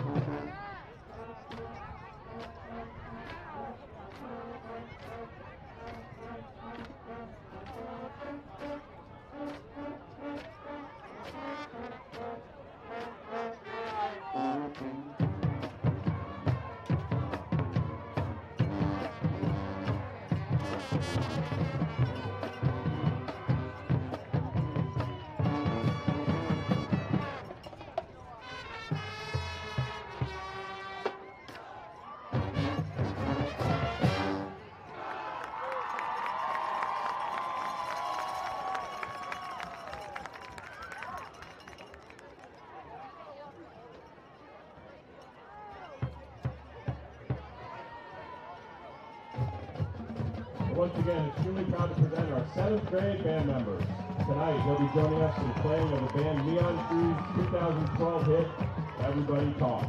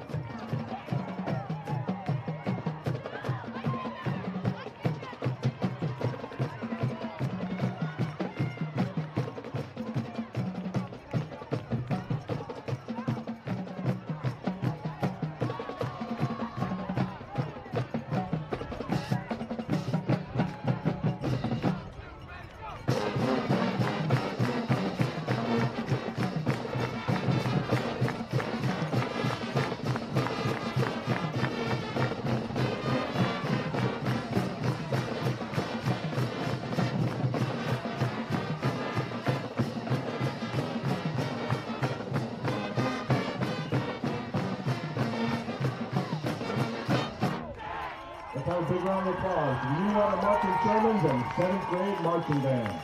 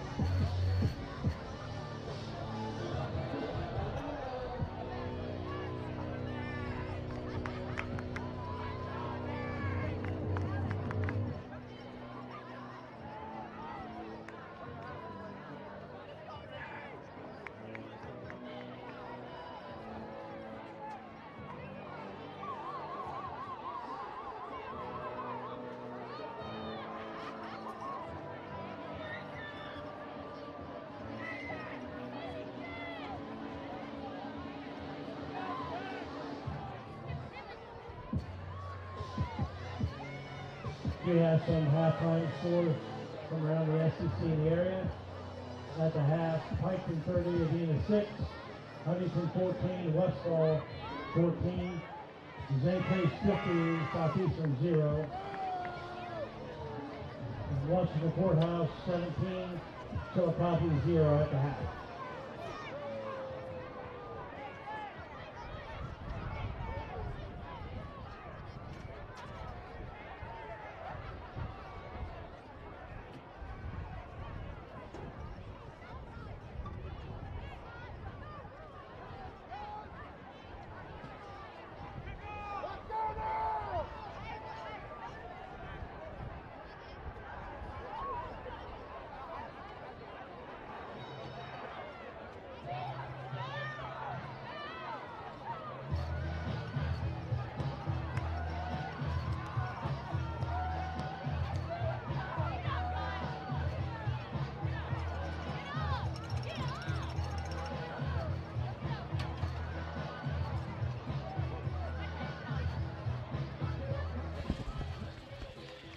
Just about ready to start the second half here at Unioto. Jacob Wise, Dewey Daly. Glad to have you with us here on Southern Ohio Sports Authority, presented by OhioHealth. 17-14, Paint Valley in front, thanks to a 35-yard field goal to end the first half from Dax Eastep. And Dewey, you got some first half stats for us. Yeah, we'll start with Paint Valley. 161 total, and obviously all unofficial up here. 161 total yards of offense. Kevin Cooper 5 for 7 passing for 60 yards. Also has 4 carries for 19 yards and a rushing touchdown. Don Chambers, the leading carrier for the Bearcats, 14 carries for 63 yards. You look at Robertson, 4 receptions for 30 yards, also 5 carries for 19 yards and a touchdown. And then Carson Free had a long 30-yard catch. That's it for Paint Valley. We look over to Unioto, once again unofficially, 162 yards, only one more than Paint Valley for total offense. Newton Hoops, 4 for 6 for 44 yards, had an interception, also has a carry for 9 yards. Maddox Fox, the leading receiver, 3 catches for 33 yards. Blake Hoops, 2 catches for 15 yards. We look over to the ball carriers. Corbin DeMint, 4 carries for 33 yards. Matt Griffin, 4 for 17, along with the touchdown. And Casey Dre, 4 carries for 11 yards, had the 12-yard rushing touchdown on top of that. Paint Valley won the toss, elected to defer. Got an interception a couple of plays into the game, and then they fumbled it away to Unioto, who finally went down and scored with 7:38 left in the first on a 1-yard run from Matt Griffin. Paint Valley answered with 2:24 left in the first quarter, a 2-yard run from Braylon Robertson. Then the Bearcats took their first lead at 11:58, first play of the second quarter. Kevin Cooper with a 1-yard run. Unioto, 9:14 left in the second quarter, got a 12-yard run from Casey Dre. And then Paint Valley with no time left, a 35-yard field goal from Dax Estep. That is your scoring so far. It was 7-all after 1. And Paint Valley outscored Unioto 10-7 in the second quarter to take that 17-14 lead. Haynes ready to kick it away here for the Shermans to start the second half. And he'll just pooch this one back. Nice catch made by, I think, somebody wearing a 50s number there. Got the hands up in the air and snatched that thing out of the air. That's a dream for a guy wearing a 50s number. I think that was Colton Yoakum down there who pulled that one in. So good to see him back in the game after being taken off the field early in the game with an apparent injury. Paint Valley hasn't had much go wrong offensively. The one fumble early, they turned it over on downs once, but other than that, they've been able to convert at a pretty ridiculous pace. Cooper in the gun, hands it off Chambers, and he's immediately stacked up and taken down for a loss. Although with forward progress, they'll mark him back near the original line of scrimmage. Good penetration there on the far side of the D-line for Unioto.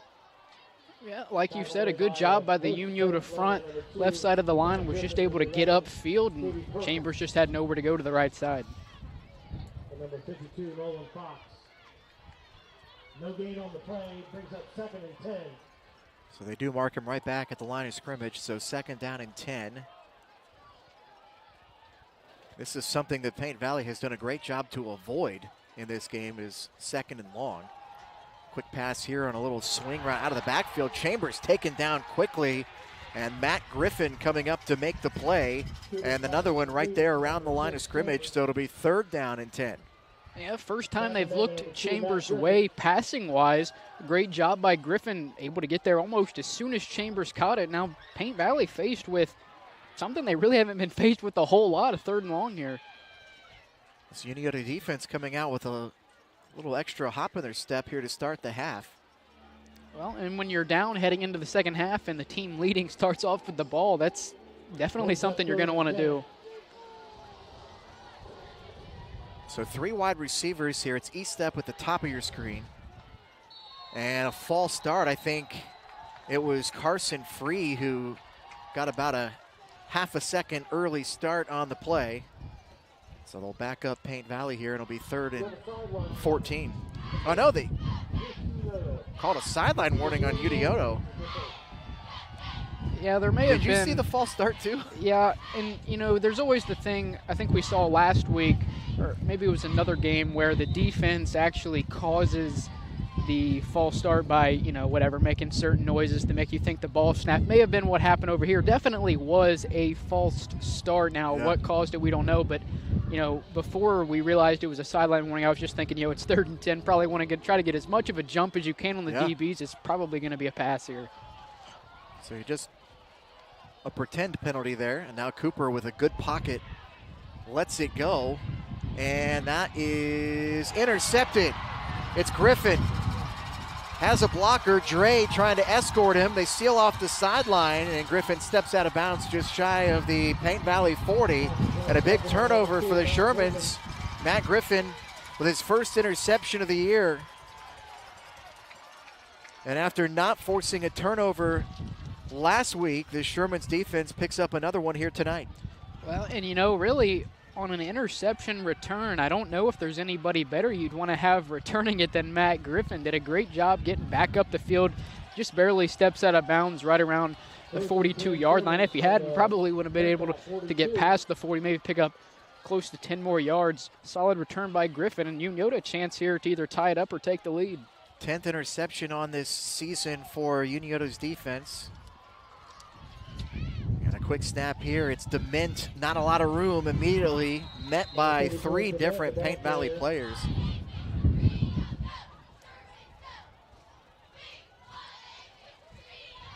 I think one of the guys in there was Hunter Freeman. Caleb Saunders also given credit. So a gain of a yard, maybe 2. We'll call it 2nd down and 8. Gain of 2 on the play, brings up 2nd and 8. Couple of wing backs here. They put Dre in motion. Hoops to throw, looking for Hoops. Has his step on his man, a little underthrown, and Hoops tried to lean back and catch it on the outside shoulder, but Blake Hoops unable to hang on. Not a bad ball there from No, not Hoops. a bad ball, and really was hit as he threw, took the hit. You know, obviously in a perfect world, maybe a little bit more on the throw, but for that kind of circumstance, it was really a great throw. Now, not exactly sure the DB on the coverage, but it was great coverage by the defense, and now a 3rd and 8 here. We'll see what Unioto can come up with. I think they had the matchup they wanted. To get that ball out just a hair earlier, you can throw that thing a little farther out in front of your receiver. Dre motions, Hoops to throw again, has Dement running a wheel route. They'll run the middle screen. It's a little farther down the field. Dre makes the catch and he picks up a 1st down, but there is a penalty here. And I think it's going to be probably an illegal man downfield or something. Yeah, it's a screen pass, and you could tell that right away when you see a 10 or 15-yard drop back from the quarterback and the whole defensive line gets through. Somebody just getting a little bit ahead of themselves, getting up the field. You just can't throw it that far down the field. If you're throwing it that far down the field in a screen play, then your linemen are too far down the field also. Typically on those types of plays, you see the ball almost being normally caught either right at or maybe a little bit behind the line of scrimmage. This time Dre probably 3, 4, 5 yards past the line of scrimmage. We usually give you a couple, 2, 3, 4 yards. So instead of a 1st down, it's 3rd down and 14. Hoops to roll out. Wants to throw it back. Now he's going to reverse field. Has Chambers chasing him, and he's able to just chuck that one away. Yeah, probably going to be There's a not a grounding receiver call, over there, but I would assume. Nobody threw a flag. So Hoops, a good job to get rid of it and avoid the penalty.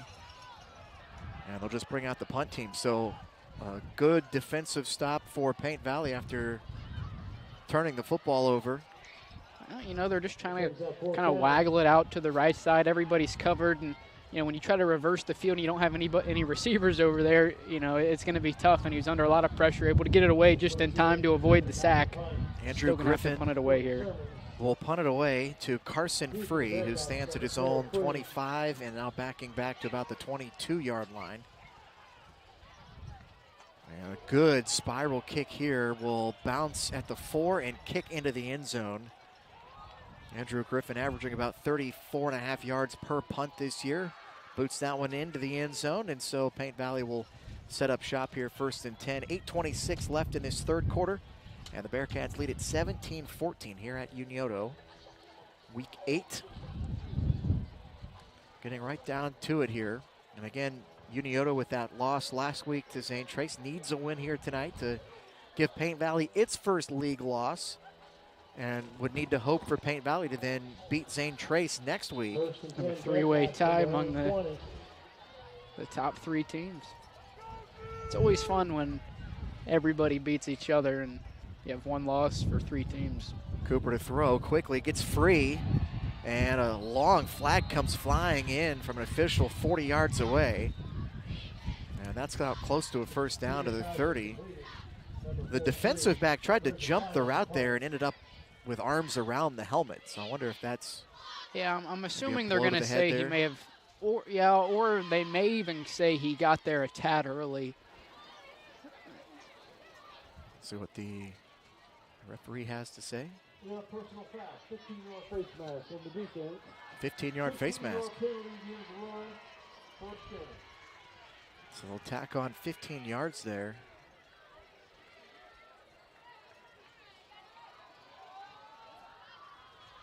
Takes it out to the 45-yard line.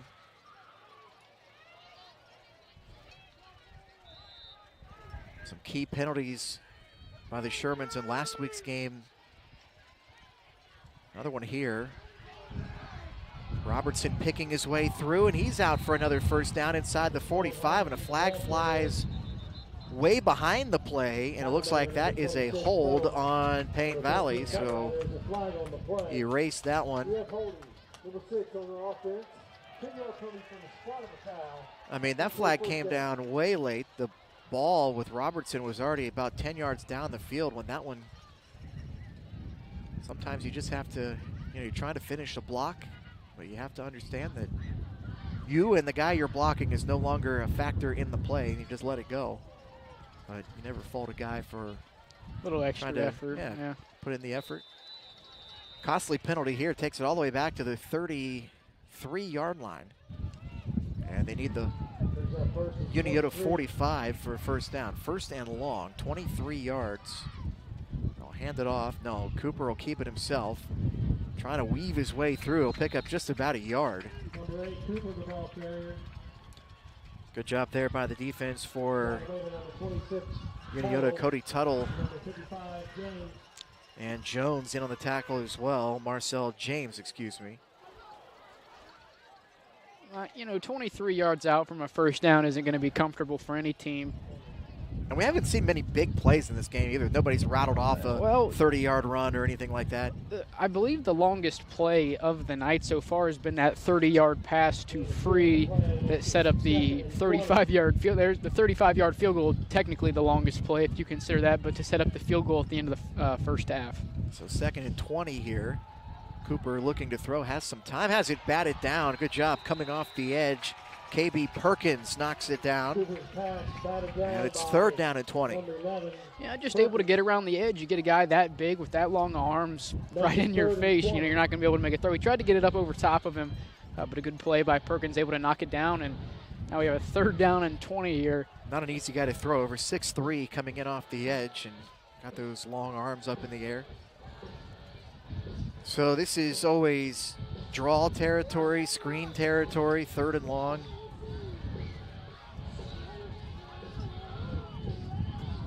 Paint Valley still hanging on to that 3-point lead after the 35-yard field goal to end the first half by Dax Estep.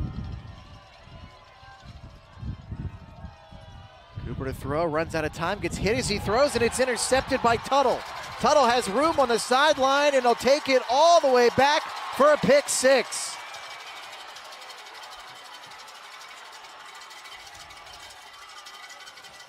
A flag down at the 5-yard line.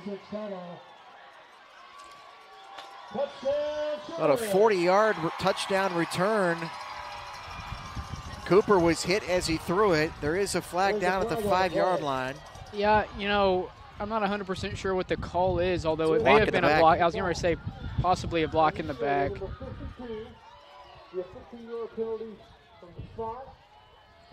They get Nolan Fox trying to help his teammate into the end zone there, but you take the 6 off the board with the Shermans set up nicely here at their Paint Valley. See where they mark it. They're standing at the 16-yard line. Correct. Or blocking the back 10 yards. From the spot. So you lose 6, but you still have the ball in the red zone here. Great opportunity here to take a lead or once again tie it up. Big interception from Tuttle. Sets Unioto up in primo's position here. That's Griffin's 2nd. Oh, it was Tuttle on the interception there. Yeah. That's his first pick of the year.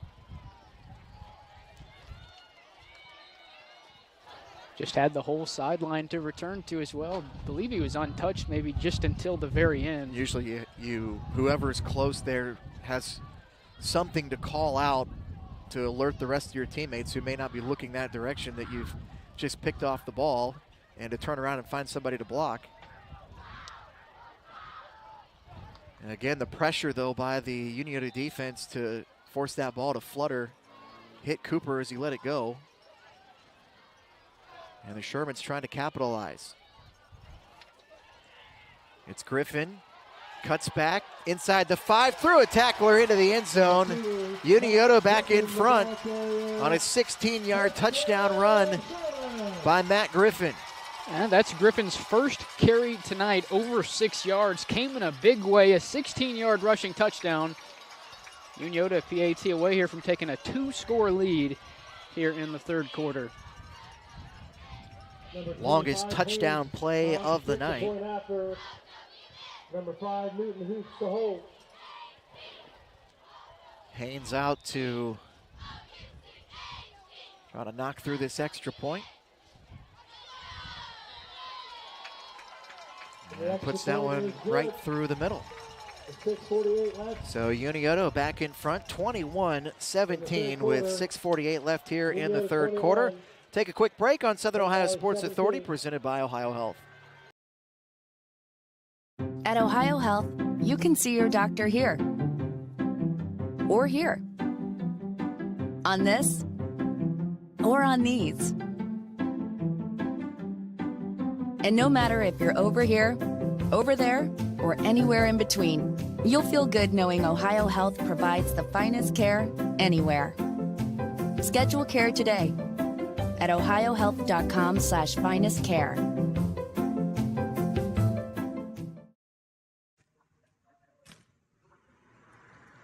Hey, Mike Glockner here from the Glockner family of dealerships. Want to wish all the fall sports athletes a very safe and successful year. Good luck. So a big play, a score off the turnover. Griffin with the pick, Griffin with the touchdown run, 16 yards. And the Shermans back in front, 21-17, 6:48 left in this third quarter. Still a lot of football left. Yep. But Unioto looking much more on top of things here in this second half. A little pooch kick here. And Yoakum this time doesn't handle it, but he picks it back up looking for room. And it'll just stay there at the 30-yard line as he's popped down by a couple of Unioto players.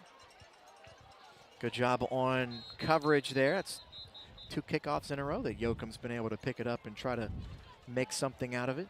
Well, you know, they may be looking back deep and saying, we don't want to kick it to any of these guys, and they've just kind of designated Yoakum as the guy, saying, we're kicking it to this guy every single time, and, you know, we're going to let him, you know, we're going to see what he can do. And he's probably loving it.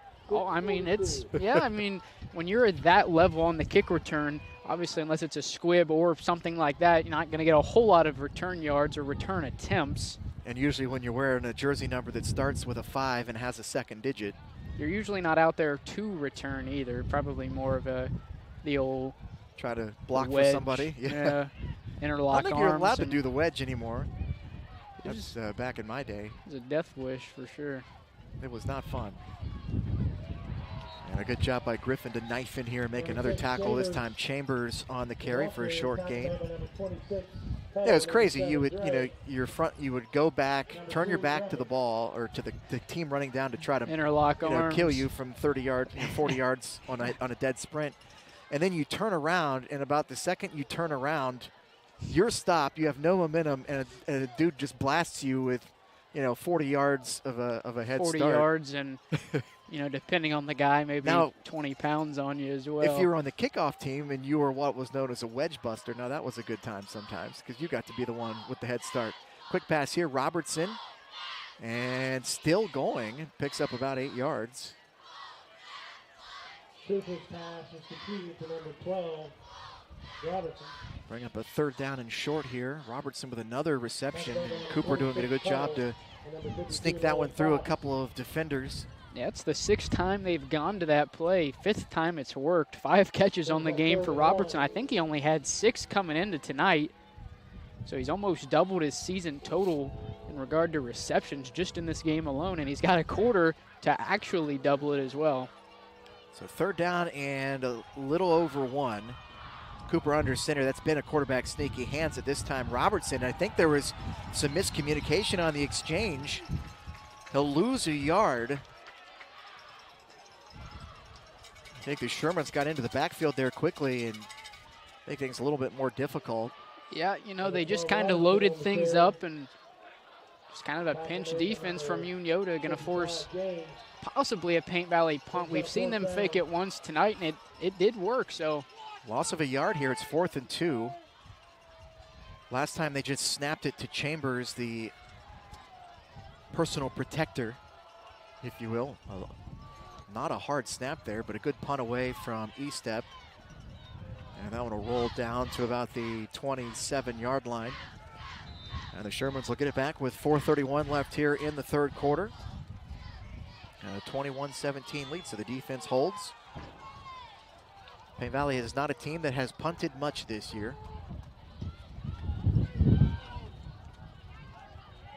And you look at this Bearcat offense and you think they're just going to run, but they had a good old throw the football shootout week 2 against West Jefferson, a 49-34 loss, and had plenty of yards throwing in that game.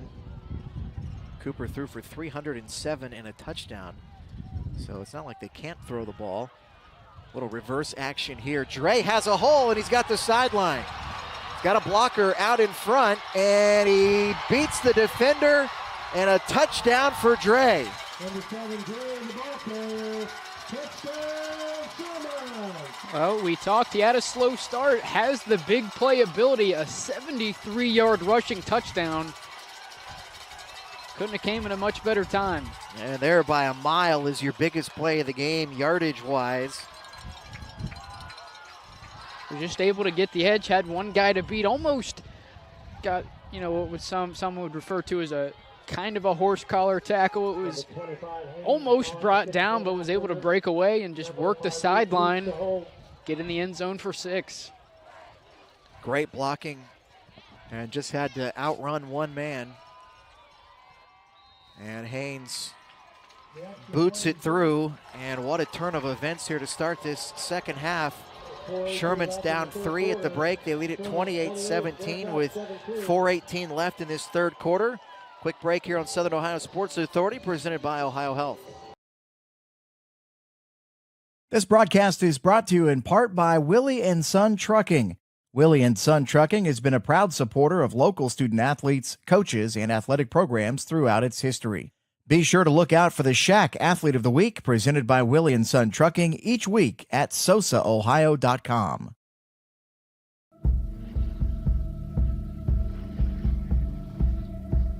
Michelle and her dad.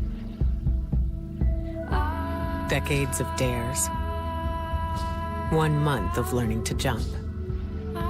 First day doing it solo. And 2 years since starting cancer treatment at OhioHealth.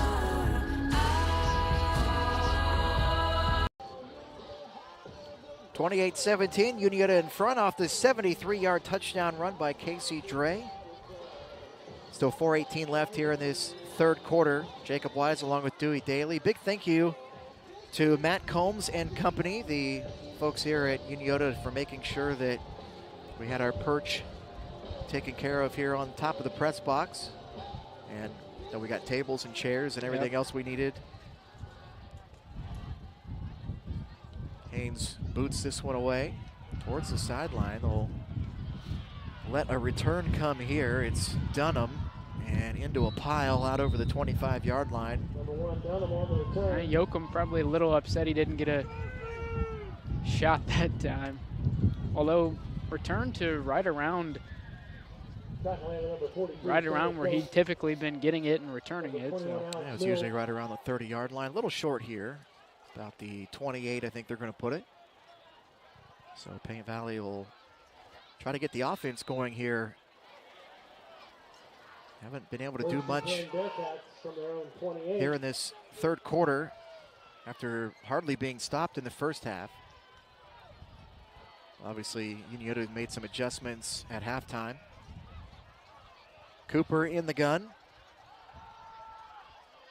Man coverage here at the bottom of the screen looking for free, and it's intercepted. Isaiah Cunningham comes away with it. There was a jump ball between Cunningham and Free, and a third interception on the night for Unioto.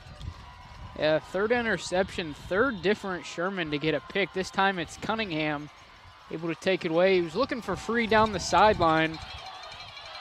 Just didn't get enough on it. Cunningham able to come up with the interception. Unioto taking over right around the 44. Gavin Cooper had 3 interceptions on the season in 7 games coming in. He's thrown 3 tonight.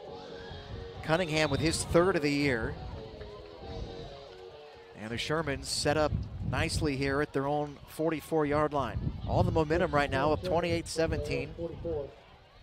Dement straight ahead, and he'll get just to the 45-yard line, a gain of a yard.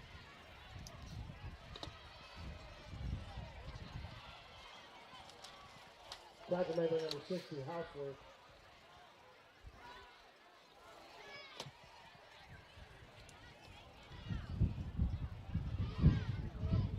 2nd down and 9 here. Gain of 1 on the play makes it 2nd and 9. A long huddle for the Shermans.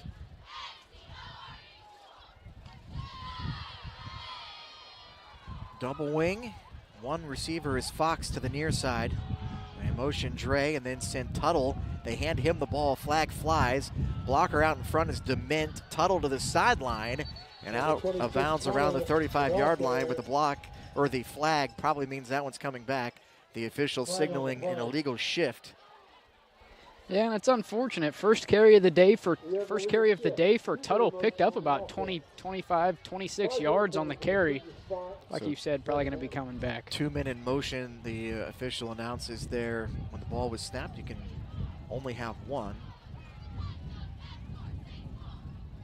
So they'll back it back to the 40-yard line. So it wipes out a big play, and it brings up a 2nd down and 14.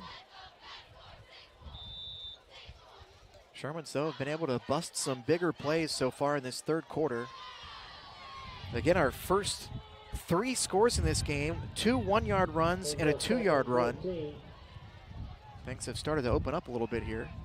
Quick pass to Hoops, trying to cut it back in, has some blockers, but he's going the wrong way, trying to get to the sideline. He beats Pence, who grabs him by the back of the jersey, and no flag for off, and you'll get the horse collar. I know he had the jersey, but usually if you grab around where that area on the jersey above the number, they'll still throw the flag. But no such flag here, and a good job by Hoops to get back to the original line of scrimmage and bring up a 3rd down and 10. Yeah, it's his 3rd catch of the night. Only went for about 4 yards, but he ran probably about 40. I was going to say probably 40 or 50 yards ran, so it flipped the field. Pretty tough 4 yards gain there for Hoops. I'd say horse collars are more so called when they're actually tackled. Right. You don't see him. He's not able to pull away on it. Yeah. Trying to go deep here. Dre has a step, and he can't hang on. Trying to jump backwards and pull that one down, and now a flag comes in on the Unioto sideline. Blake Hoops is standing there with his hands in the air. I mean, that's nowhere near where it's not even near the play happened. Well, not only that, but it's nowhere near anybody from Paint Valley either. Yeah. And number 3, we have a dead ball foul. Unsportsmanlike. Number 1 on the offense. So it's an unsportsmanlike conduct and another crucial penalty. It's going to be 4th down anyway, but it just makes it a little bit tougher. You're a bit 15 yards makes a big difference when you're getting ready to punt the football away. Now, luckily for Unioto, you have a kid, I think you said he's averaging like 35 yards a punt. Now that obviously splits it in half to right around 20 or 15 when you'd say where they originally were. But, hopefully you can get a nice roll here if it's not caught by the return guy. You're talking the difference between Paint Valley starting at their own 20 and maybe starting up around the 50-yard line.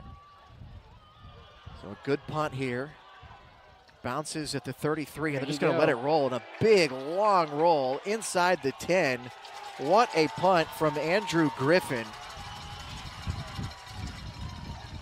And all that talk about the penalty is a moot point. It's a good thing they moved back 15 yards, or that would have went into the end zone. They get them pinned back. I think they're going to set it up around the 6 or 7 yard line. A great punt by Griffin. Tough field position now for Paint Valley. His long was a 49. That one certainly beat that. Well, you figured it had to be at least 50 or 60 anyway.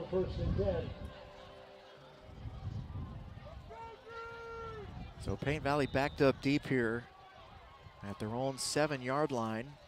2:32 left in this 3rd quarter. 28-17.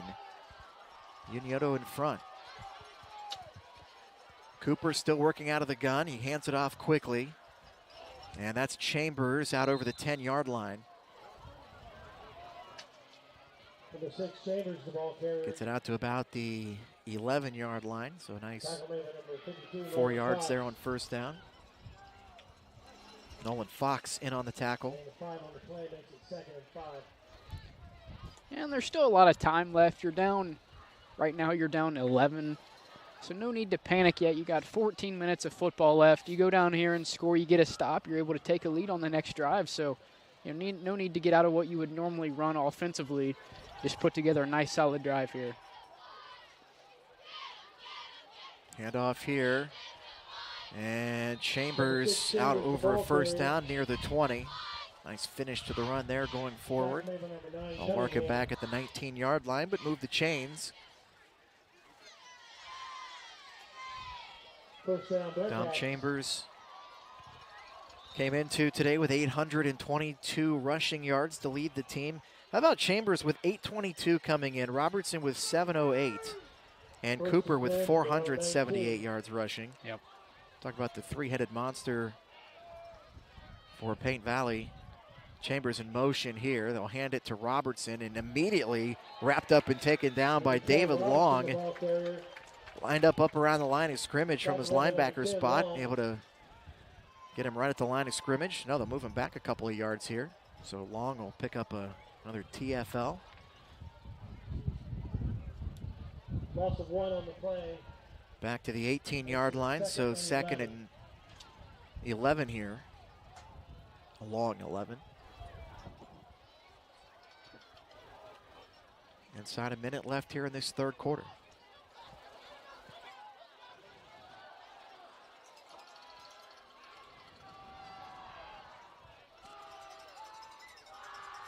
Cooper to throw it.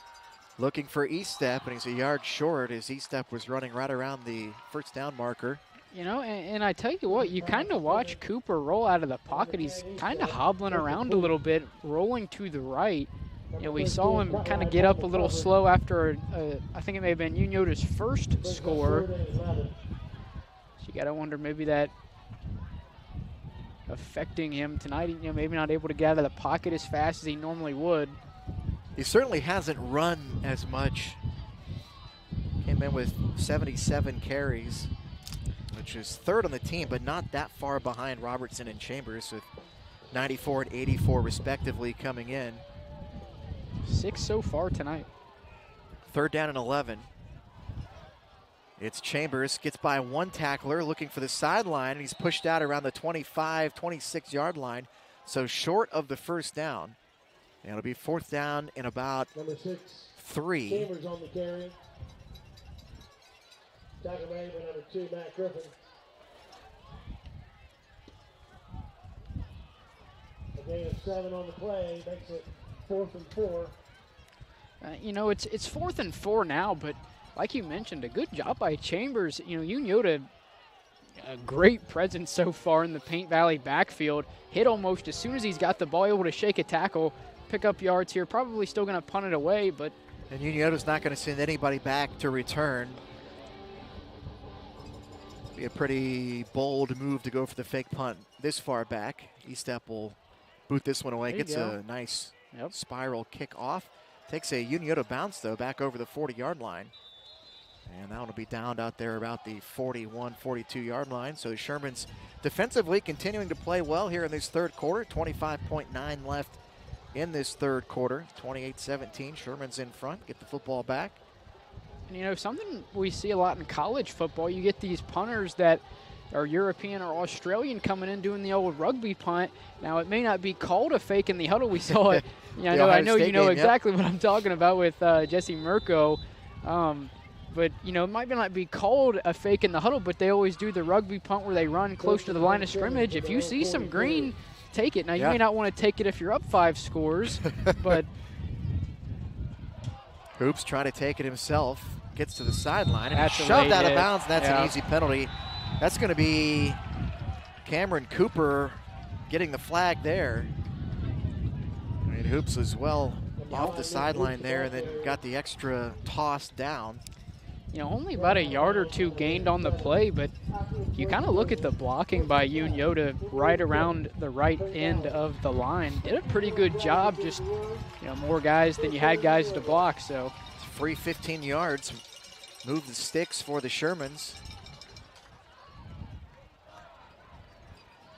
And it's plays like that And Unioto doing a great job controlling the sideline, but especially when you have a late hit on a quarterback on that team's sideline. I mean, not quite as egregious as the late hit. He kind of had him by the jersey. Right, and threw him down at the end. it wasn't one of the old sliding out of bounds and you get, a targeting call or anything. Maybe too just one of extreme. those where you kind of lose track of where you're at on the field. Yeah. It happens. Fake the handoff, go to Tuttle. Far side has some room, and a flag comes in. Tuttle's still going inside the 15, and he's going to take it into the end zone for a touchdown from 41 yards out, but I don't think it's going to stand. Yeah, second time tonight, Tuttle has had a big gain on a carry. He's only had 2 carries, both of them probably going to get called back. This time it would have been a touchdown for Tuttle. Fortunately, going to move him back 10 yards. Maddox Fox, I think, was caught there.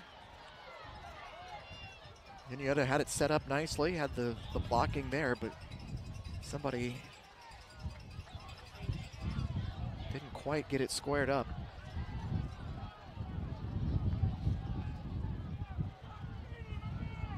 It was downfield, so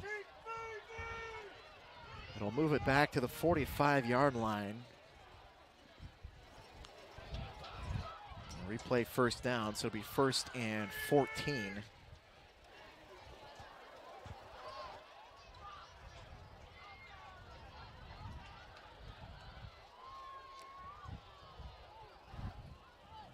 .1 left on this third quarter clock. Yeah, probably most likely going to be the final play of the third here. And they'll fake the same play they just ran. Hoops looking to throw, has pressure, trying to get away from it, throws, finds a man, and they'll get it out over the 40-yard line. So it's Kean Clark making the reception, has a couple on the year. And that ends the third quarter. So 28-17, a big third quarter for Unioto offensively and defensively. They take the lead going into the fourth quarter on Southern Ohio Sports Authority, presented by OhioHealth.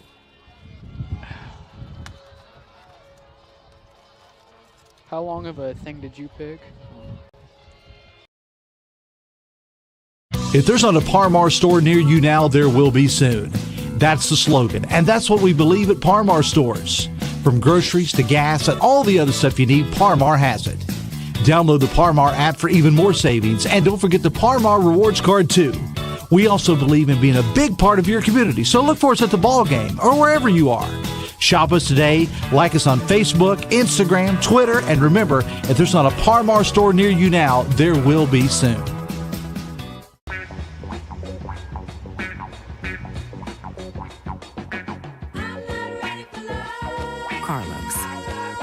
First time setting foot inside a tattoo shop. Second picture his daughter has posted to her story. Third check on his bucket list. And 4 years of cancer-free checkups at OhioHealth. Start of the fourth quarter here. Big third quarter for the Shermans, trying to start it off here in the fourth quarter the same way. And a run ahead by Matt Griffin will pick up a first down. Unioto with 14 points in that third quarter. Put up a 0 on the defensive side to take the 28-17 lead after trailing 17-14 at the half. Shermans came out with a noticeably different energy than they had in that first half. Face mask called here on Paint Valley will add 15 yards. About an 8-yard carry there for Griffin, so going to end up being around a 23-yard gain for Unioto. Put him right in the red zone. They put it right at the 15. So Unioto would be able to pick up a first down at the 5. Always nice when you can get a first down inside the 10-yard line. You're not, first and goal at the 10. Gives you a lot more room. Gives you a lot more room for error, I guess. Is you don't necessarily have to get into the end zone here. Really, you just got to get to the 5-yard line. Head off Griffin. trying to bowl his way through, and he's into the end zone for a touchdown. 15-yard run by Matt Griffin. What a game he's having on both sides of the football tonight. And he puts Unioto up 34-17. Yeah, 15-yard rushing score, his third rushing score of the night to go along with a 16-yard rushing score earlier in the game. And I believe he had one of the two early game 1-yard rushing touchdowns for Unioto. Once again, third rushing touchdown for Griffin here tonight. Big game for the senior. And Haynes boots it through.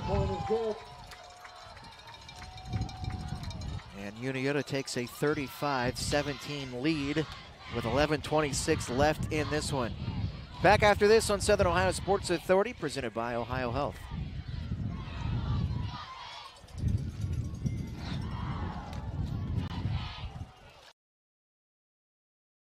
At OhioHealth, you can see your doctor here or here, on this or on these. And no matter if you're over here, over there, or anywhere in between, you'll feel good knowing OhioHealth provides the finest care anywhere. Schedule care today at ohiohealth.com/finestcare.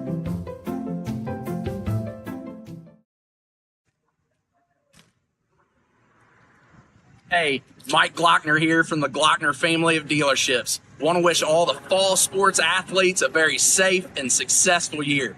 Good luck.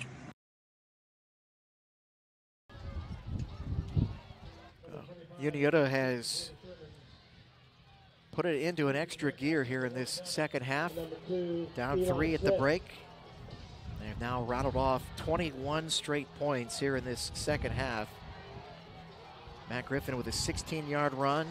Casey Dre with a 73-yard run, and Matt Griffin with a 15-yard run just a moment ago.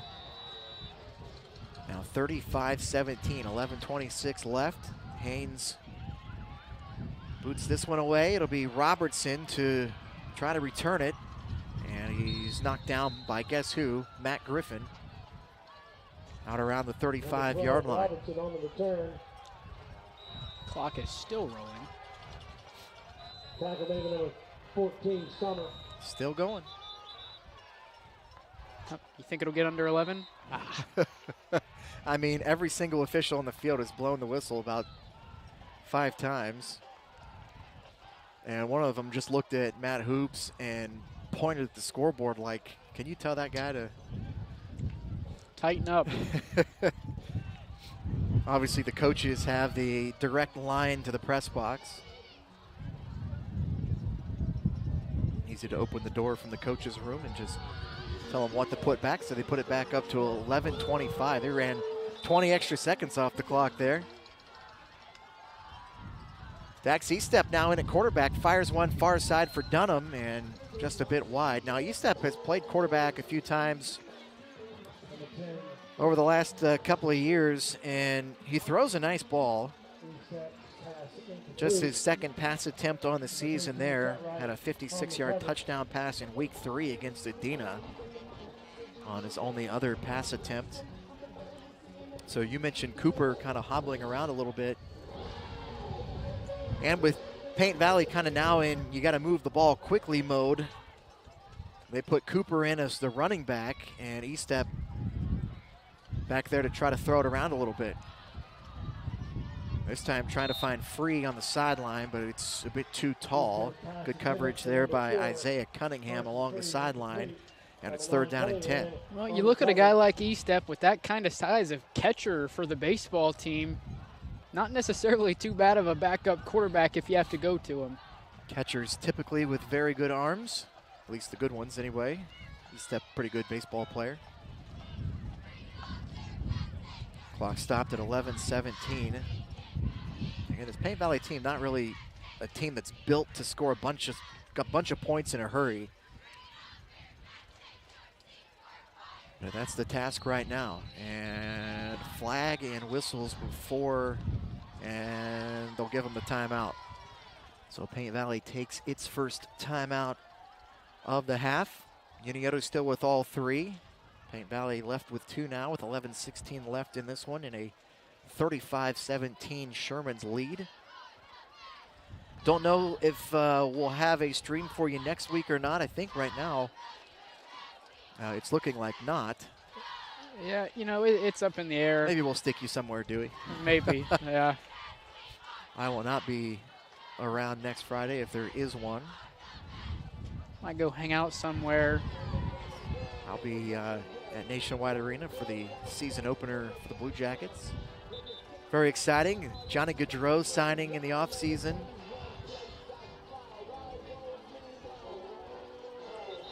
Johnny Hockey. Johnny Hockey. That was a big one. Maybe kind of a surprising one from your, you know, maybe a non-Blue Jackets fan. All right, Paint Valley out of the timeout. 3rd and 10 here. They motion Cooper out, who doesn't look to be running comfortably. Chambers will take it on the jet sweep motion, and he gets the first down. Out over the 45-yard line, stepped out just past the marker, so move the chains. It looks like they're going to mark him just past the first down line, so more or less 10 yards gained on the play. Chambers had a really good night so far. Haven't added up the totals. I think we said he had around 14 for 65 at halftime. Step chucks it out quickly. Robertson makes a nice grab, moving forward, and he's out near another first down. Robertson has been outstanding. Yeah, and with that, has officially doubled his receptions on the season just in this game. Had 6 coming in, has 6 now. And I believe all 6 have been on that bubble screen concept on offense, and he's done a great job doing that. Is the SVC Fantasy Football League a PPR league? If it existed, it would be. Braylon Robinson would be a great asset to a team, that's for sure. Going to get stacked up here, though, for a loss of 1.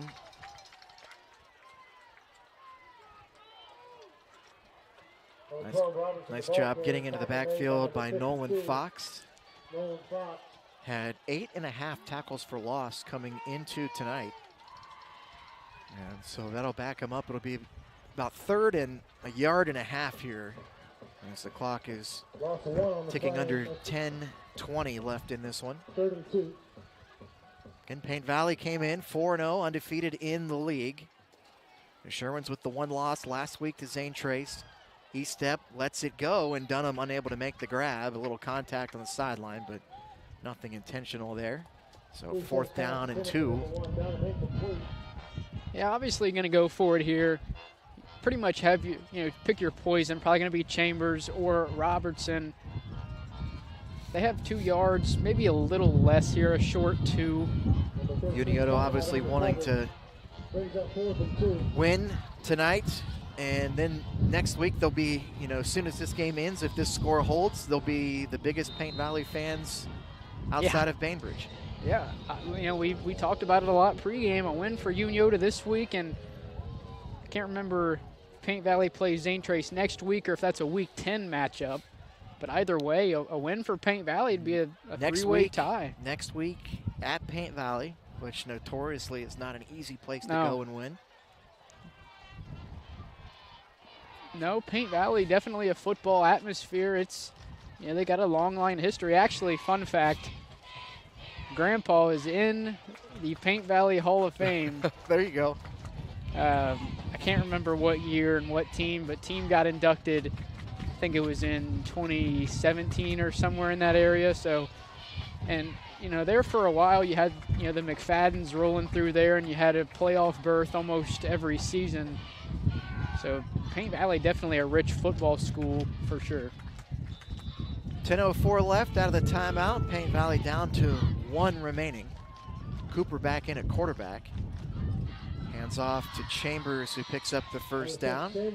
Needed a yard and a half, got about 2.5. And I wonder if they'll bring Estep back in. Number 10 long. Cooper certainly doesn't look like he's at 100%.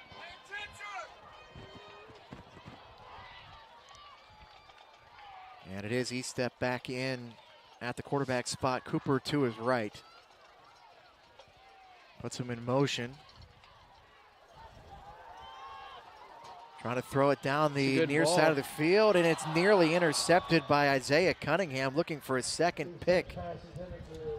It looked like a situation where your intended receiver is predetermined. Yeah, you know, he's looking for free down the field. Although it was a tad overthrown, I'm looking at the ball in the air. It was a pretty football, perfect spiral. Much. But again, you're throwing with the wind going this direction, and normally you'd say, well, that's not, you know, that big of a deal, but 10 to 15 mile per hour winds. He only overthrew it by, you know, a couple yards. I mean, it wasn't much. Yeah, E-step throws a nice ball. 2nd down and 10 here.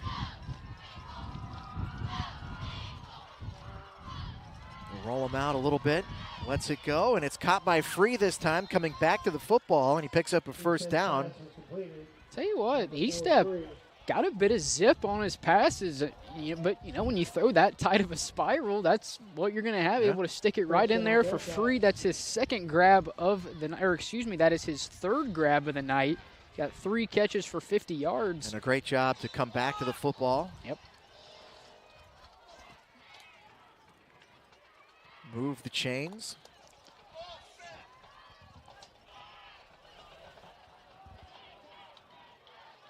They'll throw it out here quickly to Robertson, but just a bit too wide. And now 2nd down and 10. It's Robertson's 7th target of the night.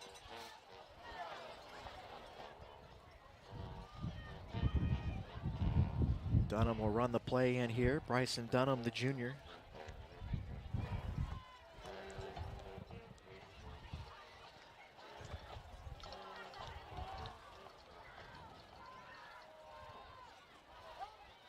Cooper in motion will split him out. And now Chambers will take the handoff going far side. Tries to duck inside. Will pick up a few extra yards falling forward. Chambers, the ball carrier. And again, those kinds of plays that Paint Valley, when they're churning, they pick up those 5-6 yards a play. And then throughout the game, that turns into more and more. They'll bust a few big ones. But right now, they've got to move the ball quickly down 35-17, still huddling up. Well, you know, the 8:33 left. The offense has been pretty solid. You know, it's just going to be tough on your offense when you're playing from behind, now down at this point 35-17, so obviously a lot tougher when you're down. He stepped too tall for Free. He was hit as he let it go. Good pressure in there. Nolan Fox. There was another. Tell you what, E-step looks a little shaken up after the play. Kind of got landed on there. I think KB Perkins was also in on that. And E-step's going to leave the game. Or is he just going to the sideline? No, the athletic trainer did come out. So now we're either going to see Cooper come back in, or I mean, Kevin Cooper. Maybe an emergency quarterback situation. Cooper 54% throwing. Owen Donahue would be the other option at quarterback from what we've seen this year. Donahue 0 for 1, a freshman, but it looks like Cooper's in there. And again, Cooper threw for over 300 yards week 2 against West Jeff. 4th down and 5. Trying to go for Free. He makes the catch. Also got hit from behind before the ball got there. Isaiah Cunningham trying to break up the play. Free hangs on anyway, and a big 1st down to keep the drive alive here for Paint Valley. I mean, there's really no other way to describe that play other than a gritty 1st down. You know, you got Cooper coming in. You could say he's more or less throwing on one leg. We don't know if that's exactly what's wrong, but obviously not 100%. And on the other end of the pass, Free making a great grab. We get the pass interference call, obviously declined because you get the 1st down. A great pitch and catch there by Paint Valley. Good timing, good route there from Free. Sophomore receiver came in with 33 grabs, 677 yards and 8 touchdowns. He's had 400-yard games. So when they've put it in the air, he's been the guy. He's got 4 for 62 here tonight. High snap. Cooper hit, tries to get rid of it, nearly intercepted, and they blow it dead and say it hit the ground. And again, Kevin Cooper having to pick himself off the turf, and that limp a little bit heavier now. Yeah, you know, didn't get an exact number on who it was, but somebody getting into the backfield, immediate pressure as he's falling down, just able to get away, almost an interception. But that was one of those where it looked like he had a good pocket, good time to throw, and then all of a sudden, bam, there was a purple jersey in his face. And full credit to Kevin Cooper for trying to gut this thing out. Clearly not 100%. Dax Estep was playing quarterback, and then he was removed from the game after a hit. Right, not only does that hurt you in regard to quarterback, but you also lose a red zone target as well. Over the middle here into traffic, and that one nearly intercepted by Casey Dre. And the Shermans with what, 3 interceptions today? Yep, that would be 3 interceptions on the day. Matt Griffin, Tuttle, and Isaiah Cunningham. And Cody Tuttle's interception. Cody Tuttle's had a rough night. Yeah. Had an interception return for a touchdown, get called back. Had about a 21-yard rush called back, and then what was the rushing touchdown? Like a 40-yard rushing touchdown called back. He's had a bit of an unlucky night. He's at 100 yards left on the field almost. All right, 3rd down and 10. Just over 7.5 left. Quick throw to Free, and it's off his hands. Pass intended for number 4, Free, incomplete. If he catches that ball, it's at least a few yards, but yeah, only had one guy between him and the end zone there. Right, a bit of an uncharacteristic drop from Free. Like you mentioned, just a simple curl route. Would have had one-on-one to the end zone, able to beat him there. Probably ends up with the touchdown. And we have seen Robertson be very good at the onside kick. Right, all the way back to the first half, that odd play where he kicked off from the Unioto 30-yard line. And picture perfect textbook onside kick with a big bounce. They got it back, went down and scored, took the lead. And now it looks like we have, is it another? No, another timeout. Payne Valley will burn their final timeout. With 7:33 left. And Unioto in front 35-17. Reminder to always check out our websites at SOSAOhio.com, SOSA Ohio.com. Daily updated with scores from teams from around the area, not just football, volleyball, soccer, anything else going on in the area. We usually have people around covering it. You can also find standings, features, stories, some videos on there as well, interviews with local athletes and coaches. SOSAOhio.com. Our own Corey Hall here tonight taking photos, so be a gallery up. Corey's first game in a while. Probably, yeah. Corey making his return. I think Corey just bought a house in Chillicothe, and I think it's become a bit more work before moving in than he had bargained for. But no, it's always nice to have Corey tagging along to any sporting event. Glad to have him back on the sideline. I know he's happy to strap the cameras back on tonight. Sure, we'll have some good ones for you to see. And if you want purchase, and there's a quick hit inside. And again, Nolan Fox unblocked. And a sack on Cooper. And the Shermans will get it back. Nolan Fox came in with 2 sacks, but he's been living in the backfield here in this second half. Yeah, you know, for Payne Valley, not only on that play, but it's been a tough time keeping these Sherman linebackers out of the backfield. That's really, I think, the second 4th down attempt where as soon as the Payne Valley ball carriers had the ball, he's hit almost immediately. We had Summer down here on the other end of the field coming up big. I think it was Chambers on the carry. As soon as he gets it, he's taken down. Just once again, Unioto linebackers doing a great job penetrating the line and getting into the Payne Valley backfield. 7:30 left in this one. Sherman's up 35-17. Tuttle in motion, flag flies, and an illegal procedure here on Unioto will back him up 5 yards. A lot of motion going on there. When you run the wings and you put those guys in motion, it can be tricky, making sure only one is moving at a time. or at least one is moving when the ball is snapped. Got to make sure everybody else is set. So 1st and 15 here. The Shermans certainly just want to put together a nice long drive here and call it a night. Yeah, you don't want to turn the ball over here. You don't want to fumble. Don't want to throw an interception, although I say that, and you really never want to do that. Unioto will host Southeastern here next week in their final home game of the regular season. Here's a nice long run out to the 35, near a first down by Dement, who hasn't had a lot of luck today running the football. Yeah, typically the leading carrier for Unioto. It was only his 7th carry tonight. I think that's behind Griffin, who has around 8 or 9. He had 13 for 79 and a touchdown last week. But again, Unioto hosting Southeastern next week, and then they go to Westfall in week 10. Southeastern starting the week at 1-6, Westfall 2-5.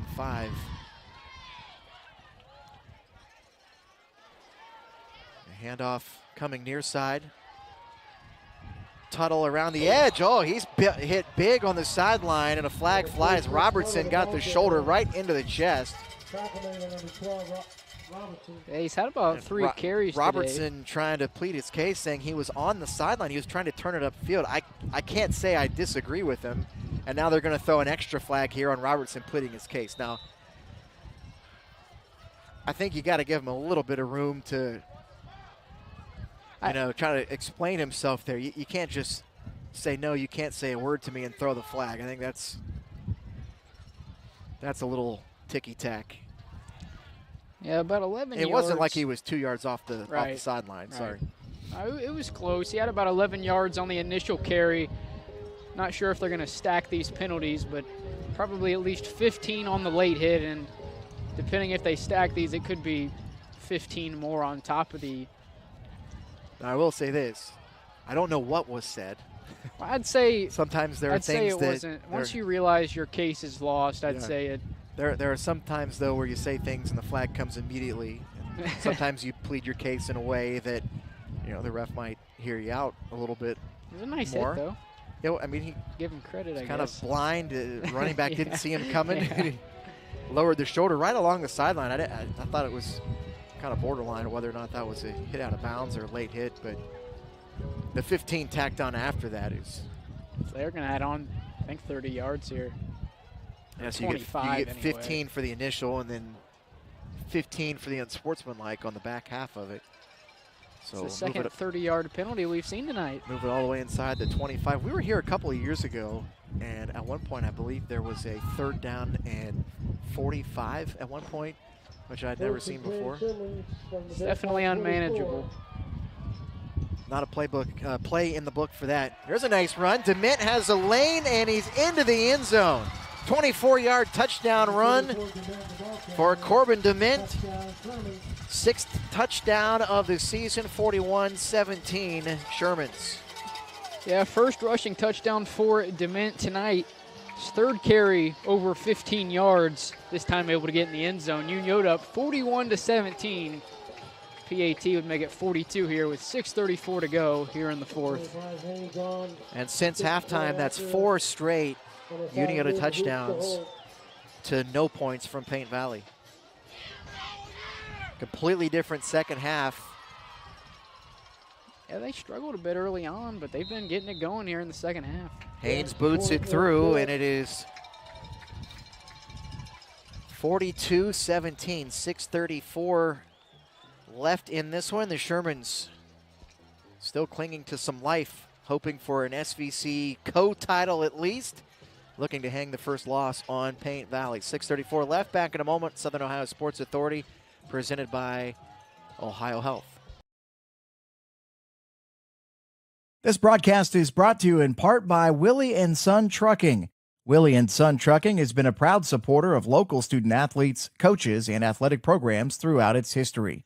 Be sure to look out for the Shack Athlete of the Week, presented by Willie & Son Trucking, each week at SOSAOhio.com.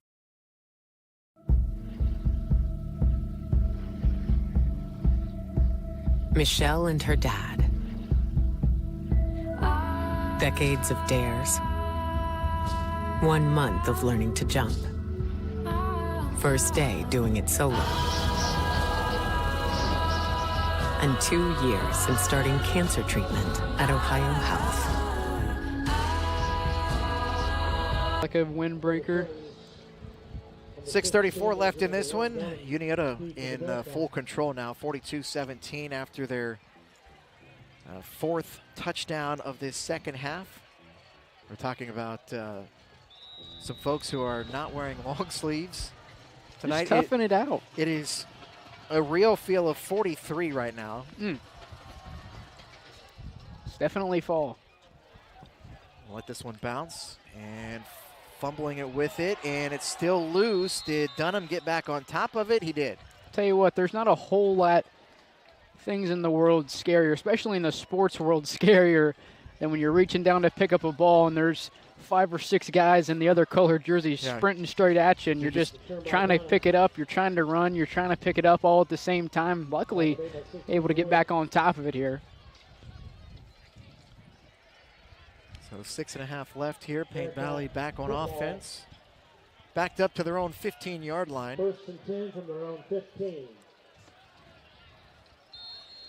Again, Paint Valley will host Zane Trace next week and then go to Southeastern in Week 10. And it appears that Unioto has taken its first timeout of the half. Yeah, I'd say Unioto probably trying to rotate in some clean jerseys, probably having, as you would expect, some difficulties getting the right personnel in, as it's always tough to organize.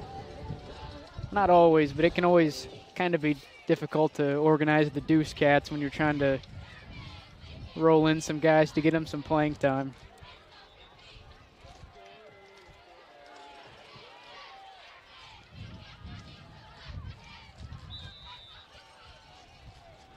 We'll see what Paint Valley goes with here. It was Cooper trying to gut it out on one leg in the last drive after Estep could not continue. And now it looks like it'll be Owen Donahue, the freshman, in at quarterback. As one pass attempt, it was intercepted this year. He drops the low snap, a loose football. The orange beanbags come out. That ball's still loose. On the play. And I think a white jersey finally fell on it. And a loss back to about the 8-yard line. The ball just kept squirting out, and luckily Paint Valley able to get back on top of it here. I think we're going to have to switch to the full roster page here as Paint Valley's run in some players who have not gotten a ton of playing time this year. Always important to get those younger guys some time when you can, because that varsity experience, no matter what the situation is, always valuable down the road. Handoff here, nice cutback out over the 15-yard line. Unioto with a bunch of their reserve players in as well.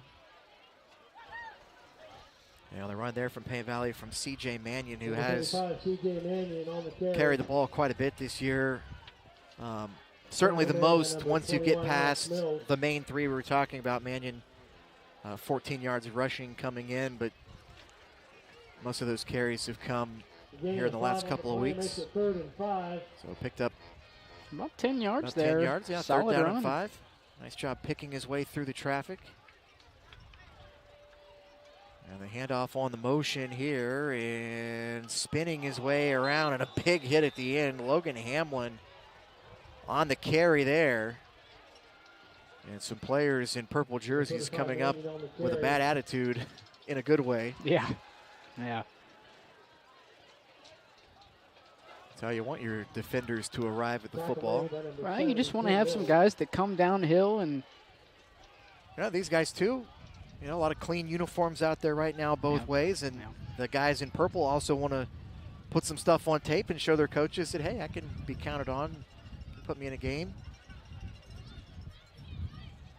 So Paint Valley to punt here.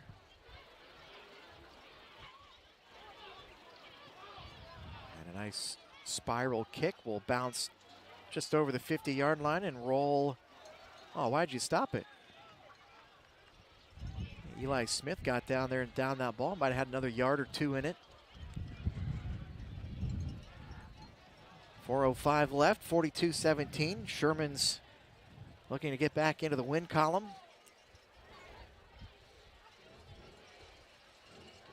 Unioto looking to go to 7-1. Would go to 4-1 in league play. Paint Valley would go to 5-3 and 4-1 in league play, and Zane Trace would be the last league unbeaten. They're unbeaten overall in the season as well in the SVC. Yeah, Paint Valley, Zane Trace now going to be, like you said, the only undefeated team in the league, going to control their own destiny heading down the stretch. Just going to have to get past Paint Valley next week. And I think you said, who do they play week 10? Or do we not know that right off the top of our head? It was Westfall, at Westfall. I'll tell you what, you can say whatever you want about the record, but if you look at the statistical leaders for the SVC, kind of an air raid offense over there at Westfall. Wickline among the top passers in the SVC. Off the top of my head, I can't remember the receiving guys for Westfall, but they're among the top 5 receiving leaders as well. Offensively, not a bad group over there at Westfall. And flags fly here. I think some extra players in motion at the snap there. We'll back them up. Great golf over there in Williamsport as well. Crown Hill, it's a 9 holes on one side of the road and 9 on the great other. Place to go, yeah. Probably my go-to spot around here. I don't think I've golfed since the great shutdown of 2020. That was definitely a year of personal best, as all you had to do was bang it off the flag stick with the pool noodle around it. And good job to keep control of the football there. Looking to cut back and gain some extra yards. Justice Zimmerman on the carry. Sophomore, listed as a wide receiver. Tackle made by number 35, TJ Mannion. Mannion in on the tackle for Paint Valley, 3.5 and counting left. We used to play in some golf outings. We put together a foursome from the Paints, and usually try not to finish last. Yeah, that's always the goal. Not guys that get out too often. We always try to have Aaron Leemaster find us a ringer. Fumble the exchange here. Good job to pick it back up. Alexander Mills trying to cut it upfield. Flags flying all over the place. Gets a couple of yards, but that'll probably come back.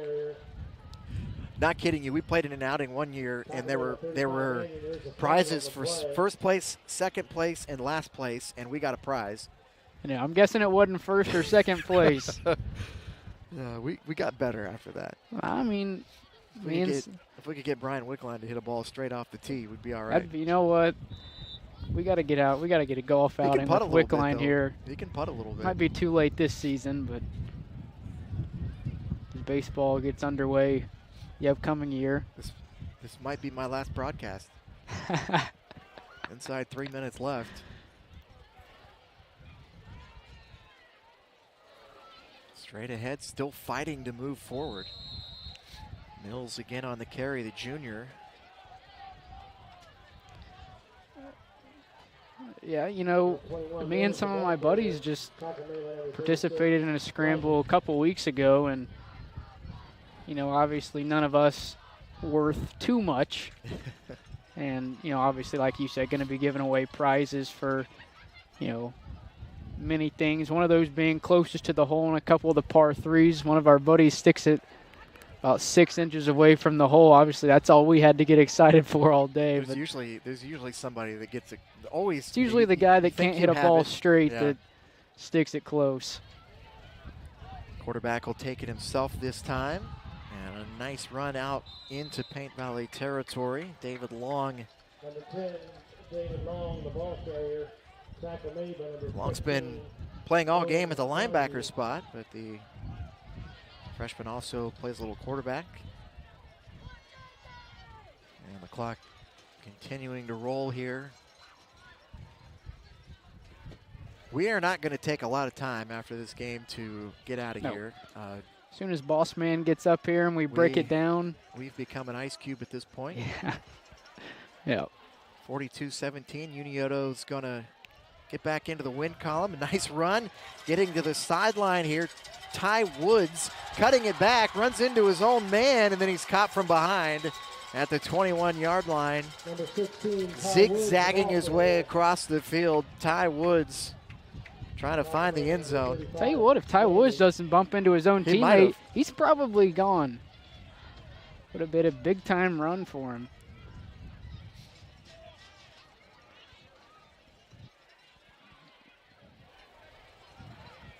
So first down and 10 here. They mark him back at the 22-yard line. A lot of these players might be playing against each other tomorrow. Yeah, I'd say you're most likely right. As you know, some teams not even able to field a JV team. I'd say that's not Paint Valley's case. Is once again a very solid football school. So I'd say you're probably right. 42-17, Unioto gets the win. It was a 17-14 lead for Paint Valley at the half, but the Shermans come out, get a big stop on defense. They score 4 times in the second half, and they get the win tonight, 42-17. So Unioto back into the win column, and the Shermans now 7-1, now 4-1 in the SVC. Paint Valley falls to 5-3. They are now 4-1 in the SVC, and starting now, Unioto, big Paint Valley fans as they go to take on Zane Trace. Well, at home at Paint Valley next week. Well, you know, they're going to be Paint Valley fans, and I think we said they're going to be or I can't remember exactly who we said that Zane Trace plays week 10, but going to be fans of them as well. As, you know, they're going to have to win out here, and they're going to have Zane Trace drop 2 games in a row if they want to take it overall. And then obviously they would just have to lose to Paint Valley. Actually, if it were to turn out like that, it would actually be Unioto and Paint Valley sharing it, because I don't believe head-to-head has any weight in determining who wins the league outright or, you know, in that regard. So really solid it's getting interesting here down the stretch. Yeah, really solid game tonight by Matt Griffin for the Shermans, running the football, got an interception, tackling some big plays on defense. Really strong night for him, had some special teams tackles as well.